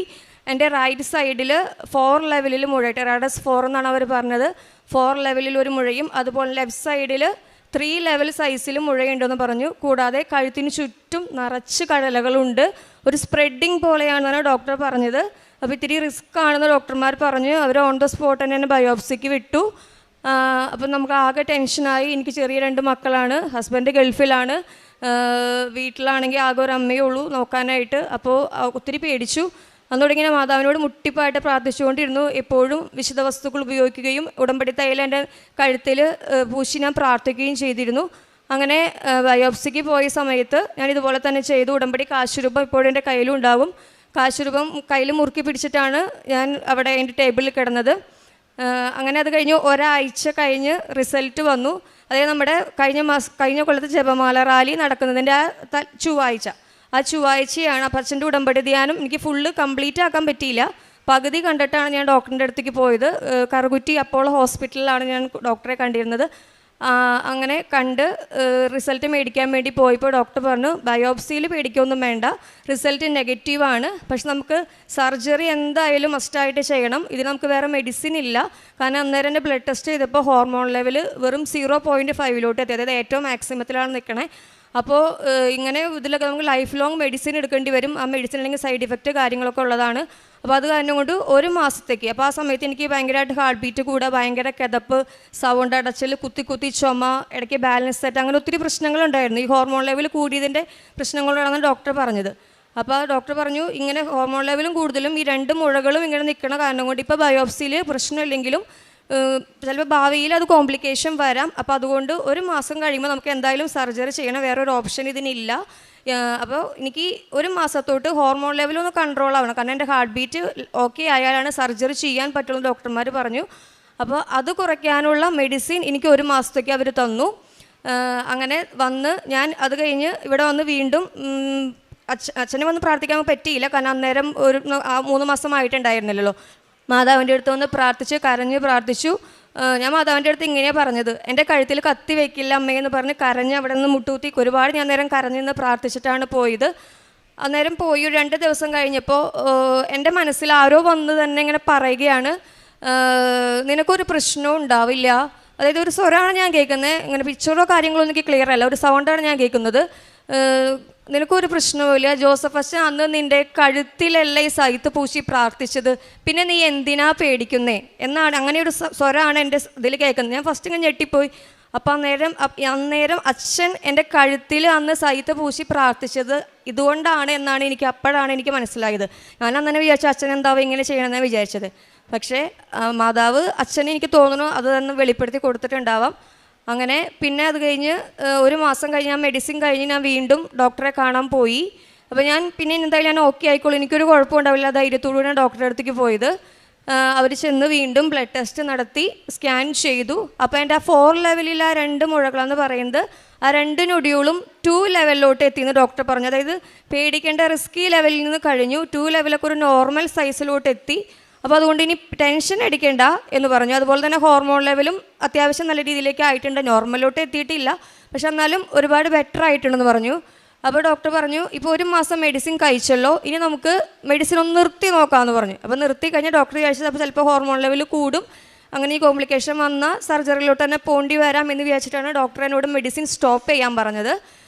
അതിനുശേഷം പിന്നെ എന്നോട് മെഡിസിൻ എടുത്തിട്ടില്ല. നമ്മുടെ ഉടമ്പടി വസ്തുക്കളായ ഉപ്പും തേങ്ങയാണ് ഡെയിലി രാവിലെയും വൈകിട്ടും ഞാൻ കഴിച്ചുകൊണ്ടിരുന്നു. എന്നും പ്രാർത്ഥന, നമ്മുടെ ഉടമ്പടി പ്രാർത്ഥനയും രാവിലത്തെ പ്രാർത്ഥനയും കഴിഞ്ഞതിന് ശേഷം ഞാൻ എന്നും നെറ്റിയിൽ തൈലം പൂശിയതിന് ശേഷം കഴുത്തിൽ തൈലം പൂശി ഞാൻ പ്രാർത്ഥിച്ചുകൊണ്ടിരുന്നു. തുടർന്ന് 3 മാസങ്ങൾക്ക് ശേഷം ഈ കഴിഞ്ഞ ഏപ്രിലിൽ ഞാൻ വീണ്ടും ഡോക്ടറുടെ അടുത്ത് പോയി. അങ്ങനെ സ്കാൻ ചെയ്തു, വീണ്ടും ബ്ലഡ് ടെസ്റ്റ് നടത്തി. അപ്പോൾ ഡോക്ടർ പറഞ്ഞത് ഇപ്പോൾ തൻ്റെ കഴുത്തിന് യാതൊരു പ്രശ്നവുമില്ല, ഒരു നൊഡ്യൂളിൻ്റെ ഒരു തരി പോലും ഇല്ല, ഹോർമോൺ ലെവൽ നോർമൽ കണ്ടീഷനിലെത്തി, ഇനി തനിക്ക് ഒരു പ്രശ്നങ്ങളും ഉണ്ടാവില്ല, ഒരു കുഴപ്പമില്ല, അത്രയും വലിയൊരു റിസ്കി ലെവലിന് ഒരു കുഴപ്പവും തനിക്കിപ്പോൾ ഇല്ല എന്ന് പറഞ്ഞു. ഡോക്ടർ എന്നോട് തന്നെ ഡോക്ടർ ചോദിച്ചു എന്തെങ്കിലും എന്നോട് ചോദിക്കാനുണ്ടോ എന്ന് ചോദിച്ചു. അപ്പോൾ ഞാൻ ഡോക്ടറോട് പറഞ്ഞു എനിക്കൊന്നും ചോദിക്കാനില്ല, എനിക്ക് പറയാനുമില്ല. കാരണം ഇത് അമ്മ മാതാവ് എനിക്ക് ഈശോയിൽ നിന്ന് നേടിത്തന്ന ഏറ്റവും വലിയ അനുഗ്രഹമാണെന്ന് ഞാൻ ഡോക്ടറിൻ്റെ അടുത്ത് പറഞ്ഞു. അങ്ങനെ ഞാൻ അവിടെ നിന്ന് പോന്നു. ഇതിൻ്റെ ഉള്ളിൽ ഞാൻ ജപമാല റാലിയുടെ കാര്യം പറഞ്ഞല്ലോ. അപ്പോൾ അന്നേരം എനിക്ക് ആ ഒരു സമയത്ത് എനിക്ക് ജപമാല റാലിക്ക്, കാരണം ആ സമയത്ത് എനിക്ക് ഒത്തിരി ബുദ്ധിമുട്ടായിരുന്നല്ലോ, പങ്കെടുക്കാൻ സാധിക്കില്ല എന്നാണ് ഞാൻ വിചാരിച്ചുകൊണ്ടിരുന്നത്. എൻ്റെ വീട്ടിലൊന്നും എൻ്റെ പാരൻസ് സമ്മതിച്ചില്ല. കാരണം എനിക്ക് ആ സമയത്ത് ഹാർട്ട് ബീറ്റൊക്കെ ഭയങ്കര കൂടുതലായതുകൊണ്ട് വീട്ടിൽ ഒത്തിരി പോലും എനിക്ക് നടക്കാൻ പറ്റുന്ന ടൈമല്ലായിരുന്നു. പക്ഷേ ആ സമയത്ത് ഞാൻ ജപമാല റാലിക്ക് പോകണം എന്ന് പറഞ്ഞ് ഞാൻ ആ റാലി മുഴുവനും കംപ്ലീറ്റ് ചെയ്തു. ഒരു ബുദ്ധിമുട്ടോ ഒരു പ്രശ്നങ്ങളോ, അതായത് എനിക്ക് എൻ്റെ എന്താ പറയുക പെട്ടെന്ന് ബോഡി ബാലൻസ് ആയിട്ടൊക്കെ പ്രശ്നം അന്നേരം ഉണ്ടായിരുന്നു. ഒരു കുഴപ്പമില്ലാതെ അത്രയും കിലോമീറ്ററോളം എനിക്ക് നടക്കുവാനും പരിശുദ്ധ അമ്മേനെ സഹായിച്ചു. എനിക്കും എൻ്റെ കുടുംബത്തിനും അമ്മയും ഈശോയും നേടിത്തന്ന ഈ വലിയ അനുഗ്രഹത്തിന് അമ്മയോടും തിരുക്കുമാരനോടും ഞാൻ 1000 വട്ടം നന്ദി പറയുന്നു. പിന്നീട് കാരുണ്യപ്രവൃത്തികൾ ഞാൻ ചെയ്യുന്നതെന്ന് വെച്ചിട്ടുണ്ടെങ്കിൽ ഞാൻ എല്ലാ ആഴ്ചകളും, അതായത് ബുധനാഴ്ചയാണ് എൻ്റെ ദിവസം, അവിടെ ഞങ്ങളുടെ വീടിൻ്റെ അടുത്ത മാള ഒരു കരുണാഭവൻ എന്ന് പറഞ്ഞ ഒരു വയസ്സായ അമ്മമാരെ നോക്കുന്ന ഒരു സ്ഥലമുണ്ട്, ആരാരില്ലാത്ത അമ്മമാരാണ്. അവിടെ പോയി ഞാൻ അമ്മമാരെ, ഒരു 5-8 അമ്മമാരുണ്ട്, അമ്മമാരെ കുളിപ്പിക്കലാണ് ഞാൻ ചെയ്യാറ്. എൻ്റെ ലൈഫിൽ എന്ന് വെച്ചിട്ടുണ്ടെങ്കിൽ ഞാൻ +2 കഴിഞ്ഞ സമയത്തൊക്കെ എൻ്റെ പാരൻസിന് എന്നെ നഴ്സിങ്ങിന് വിടണമെന്ന് ഭയങ്കര ഇഷ്ടമായിരുന്നു. പക്ഷേ എനിക്ക് ആ ഫീൽഡിൽ ഒട്ടും താല്പര്യം ഉണ്ടായിരുന്നില്ല. വേറെ ഒന്നുകൊണ്ടല്ല, കാരണം നമുക്ക് ഹോസ്പിറ്റൽ കേസ് എനിക്ക് സ്മെല്ലൊന്നും എനിക്ക് പിടിക്കില്ലായിരുന്നു. പക്ഷേ ഞാനിവിടെ ഈ കരുണാഭവനിലെത്തി അമ്മമാരെ കുളിപ്പിക്കൽ, നമുക്കറിയാം വയസ്സായവരാണ്, ഒത്തിരി ബാഡ് സ്മെല്ല് കാര്യങ്ങൾ, അവരെ ടോയ്ലറ്റിൽ കൊണ്ടുപോകണമെങ്കിൽ കാര്യങ്ങളൊക്കെ ഉണ്ട്. പക്ഷേ എന്താ പറയുക, ആ സ്മെല്ല് എനിക്ക് ശരിക്കും പറഞ്ഞാൽ ഇപ്പോൾ ഒരു സ്വർഗീയ സ്മെല്ല് പോലെയാണ് എനിക്ക് തോന്നുന്നത്. അതായത് ഒരു ആഴ്ചയിൽ ഒരു വട്ടവും അത് മുടങ്ങാൻ എനിക്ക് പാടില്ല എന്ന് അത്ര നിർബന്ധമുണ്ട്. ഞാൻ എന്ന് ഈശോയോട് പ്രാർത്ഥിക്കണത് നമുക്ക് അസുഖങ്ങൾ വരുത്തരുതെന്ന് പറയും, പക്ഷേ അതിനപ്പുറം അനുദിന ദിവ്യബലിയർപ്പണവും അതുപോലെ എൻ്റെ ആഴ്ചയിൽ ഈ അമ്മമാരെ കുളിപ്പിക്കുന്ന ഈ ഒരു കാര്യവും ഒരിക്കലും മുടങ്ങരുതേ എന്നാണ് ഞാൻ ഇന്ന് ഈശോയോട് പ്രാർത്ഥിക്കണേ. എനിക്ക് അന്ന് അസുഖം, കഴുത്തിന് പ്രശ്നങ്ങളും തൈറോയിഡിൻ്റെ ബുദ്ധിമുട്ടുകൾ വന്ന ആ ടൈമിൽ പോലും ഒരാഴ്ചയിൽ എന്താ പറയുക പോവാതിരിക്കാനായിട്ട് ഒരു കുഴപ്പമില്ല. എല്ലാ ആഴ്ചയിലും തന്നെ ഞാൻ പോയി. അന്നേരം അവരോട് പറഞ്ഞപ്പോൾ അമ്മമാർ പറഞ്ഞു ഞങ്ങൾക്ക് വേണ്ടി ഇപ്പം മോൾ ചെയ്തു തരണ്ട എന്ന് പറഞ്ഞും കൂടി എനിക്ക് എല്ലാവർക്കും ചെയ്തു കൊടുക്കാനും ഒക്കെ സാധിച്ചു. അതിന് ഞാൻ ഈശോയോട് നന്ദി പറയുകയാണ്. കൂടാതെ തന്നെ പല ഓർഫനേജുകളിലും അവർക്ക് ഫുഡ് കാര്യങ്ങൾക്ക് വേണ്ടി പൈസ അങ്ങനെ കാര്യങ്ങളൊക്കെ ഞാൻ കൊടുക്കാറുണ്ട്. ആര് എൻ്റെ മുന്നിൽ വന്ന് കൈ നീട്ടിയാലും എന്നെക്കൊണ്ടായത് അല്ലെങ്കിൽ എൻ്റെ ഫാമിലിയെ കൊണ്ടായ കാര്യങ്ങൾ ഞാൻ ചെയ്തു കൊടുക്കാറുണ്ട്. അതുപോലെ തന്നെ ഞാനിതിന് ദിവ്യബലിയർപ്പണം ഞാൻ മുടങ്ങാറില്ല. എല്ലാ ദിവസവും ഞാൻ പള്ളിയിൽ പോകും. 2 ആഴ്ച കൂടുമ്പോൾ കുമ്പസാരിക്കും. പത്രം എല്ലാ മാസവും വിതരണം ചെയ്യാറുണ്ട്. ഞാൻ വീടുകളിൽ കയറി ഇറങ്ങിയാണ് പത്രം കൊടുക്കാറ്. ഓട്ടോ ചേട്ടന്മാർക്ക്, ഷോപ്പുകളിൽ അങ്ങനെയൊക്കെ കൊടുക്കാറുണ്ട്. വചന വായന, അങ്ങനെയൊക്കെയാണ് എൻ്റെ ആധ്യാത്മിക ജീവിതം മുന്നോട്ട് പോയിക്കൊണ്ടിരിക്കുന്നത്. ഒരിക്കൽ കൂടി ഈശോയ്ക്കും പരിശുദ്ധ അമ്മയ്ക്കും 1000 വട്ടം ഞാൻ നന്ദി പറയുന്നു. എന്നും അമ്മയുടെ പ്രത്യക്ഷീകരണത്തിൽ എന്ന വലിയ പുണ്യത്തിലേക്ക് വളർന്നതിന് വേണ്ടിയിട്ട് ഞാൻ അപേക്ഷിക്കുന്നു. അമ്മ. സങ്കീർത്തനങ്ങൾ 66, 19, 20 തിരുവചനങ്ങൾ. ദൈവം കേട്ടിരിക്കുന്നു, എൻ്റെ പ്രാർത്ഥനയുടെ സ്വരം അവിടുന്ന് ശ്രദ്ധിച്ചിരിക്കുന്നു. ദൈവം വാഴ്ത്തപ്പെടട്ടെ. അവിടുന്ന് എൻ്റെ പ്രാർത്ഥന തള്ളിക്കളഞ്ഞില്ല, അവിടുത്തെ കാരുണ്യം എന്നിൽ നിന്ന് എടുത്തു കളഞ്ഞില്ല. റോജി ജോസഫ് എന്ന ഈ മകൾ തൻ്റെ ജീവിതത്തിൽ അവിചാരിതമായി വന്ന ഒരു രോഗത്തിന് അമ്മ മാതാവും ഈശോയും മുൻകൂട്ടി നൽകിയ സംരക്ഷണത്തെയാണ് സന്തോഷത്തോടു കൂടി ഈ എൽത്താരയിൽ സാക്ഷ്യപ്പെടുത്തുന്നത്. കൃപാസന മാതാവ് ഒരു പ്രവചന മാതാവാണെന്ന് നമുക്കറിയാം. ദുരന്തങ്ങൾ വരുന്നു, പ്രാർത്ഥിക്കണമെന്നാണ് അമ്മയുടെ സന്ദേശം. ലോകത്തിൽ വരുവാൻ പോകുന്ന കാര്യങ്ങളെ മുൻകൂട്ടി അറിയിച്ചുകൊണ്ട് അവയ്ക്ക് അമ്മയുടെ സംരക്ഷണം ഉറപ്പ് നൽകിക്കൊണ്ട് അമ്മ വരാനിരിക്കുന്ന കാര്യങ്ങളെ പ്രവചിക്കുമ്പോൾ അതിന് ദൈവശക്തിയാൽ പരിഹാരമുണ്ടെന്ന് കൂടി നമ്മളെ ഓർമ്മിപ്പിക്കുന്നതാണ് ആ 2 വാക്കുകൾ. ദുരന്തങ്ങൾ വരുന്നു, ഒരു കാര്യം നടക്കുവാൻ പോകുന്നത് നമ്മളെ അറിയിച്ചു തരുന്നു. പ്രാർത്ഥിക്കണം, ദൈവശക്തിയാൽ അതിന് പരിഹാരമുണ്ടെന്ന് നമുക്ക് ഉറപ്പ് തരുന്നു. അതാണ് ഈ മകളുടെ ഈ സാക്ഷ്യത്തിൻ്റെ പ്രത്യേകതയും. മകൾ അച്ഛനെ വന്ന് കണ്ട് പ്രാർത്ഥിക്കുമ്പോൾ പറയുന്ന നിയോഗം മറ്റൊന്നാണ്, മറ്റൊരു ശാരീരിക രോഗാവസ്ഥയാണ്. എന്നാൽ അമ്മ മാതാവിൻ്റെ അരികിൽ ചെല്ലുമ്പോൾ അമ്മ അച്ഛന് കൊടുക്കുന്ന കമ്മ്യൂണിക്കേഷൻ മകളുടെ കഴുത്തിൽ തൈലം പൂശി പ്രാർത്ഥിച്ച് ബലപ്പെടുത്തി വിടുവാൻ വേണ്ടിയാണ്. മകൾ തന്നെ പറയുന്നുണ്ട്, എന്താ അങ്ങനെ ചെയ്തേ, അച്ഛൻ കാര്യം മാറിപ്പോയോ എന്നൊക്കെ മനസ്സിലിങ്ങനെ ആദ്യ പിടിച്ചുകൊണ്ടാണ് അച്ഛൻ സൈത്ത് പൂശി ബലപ്പെടുത്തിയത്. ആ കഴുത്തിൽ നിന്ന് തള്ളവരിൽ ഒരല്പം എടുത്ത് അത് വാഷ്റൂമിൽ പോയി അടിവയറ്റിൽ കുരിശ് വരച്ച് വിശ്വാസ പ്രമാണി ചൊല്ലി പ്രാർത്ഥിച്ച് തൻ്റെ രോഗത്തിൻ്റെ സൗഖ്യത്തിന് വേണ്ടി ആഗ്രഹിക്കുന്നത്. പക്ഷെ ദുരന്തങ്ങൾ വരുന്നു, പ്രാർത്ഥിക്കണമെന്ന് പറയുന്ന അമ്മ നമ്മുടെ വ്യക്തിജീവിതമാവട്ടെ, സമൂഹ ജീവിതമാവട്ടെ, പ്രകൃതിയാവട്ടെ, ഏതെങ്കിലും ഒരു ജീവിതം, ഒരു സാഹചര്യം ദുരന്തത്തിലേക്ക് നീങ്ങുന്നതിന് മുമ്പ് നമ്മൾ അമ്മ മാതാവിനോട് ഒരു കമ്മ്യൂണിക്കേഷനുള്ള, ജീവിത ശുദ്ധിയുള്ള ഒരു ഉടമ്പടി ജീവിതം നയിക്കുകയാണെങ്കിൽ നമ്മളെ അതിനെ സംരക്ഷിക്കുന്നതാണ് നാം കാണുന്നത്. മകൾ പറയുന്നുണ്ട്, നഴ്സിംഗ് പഠനം വേണ്ടെന്ന് വെച്ചതിന് കാരണം ആശുപത്രിയും അതിൻ്റെ മണങ്ങളും ഇഷ്ടമല്ലാത്തത് കൊണ്ടായിരുന്നു.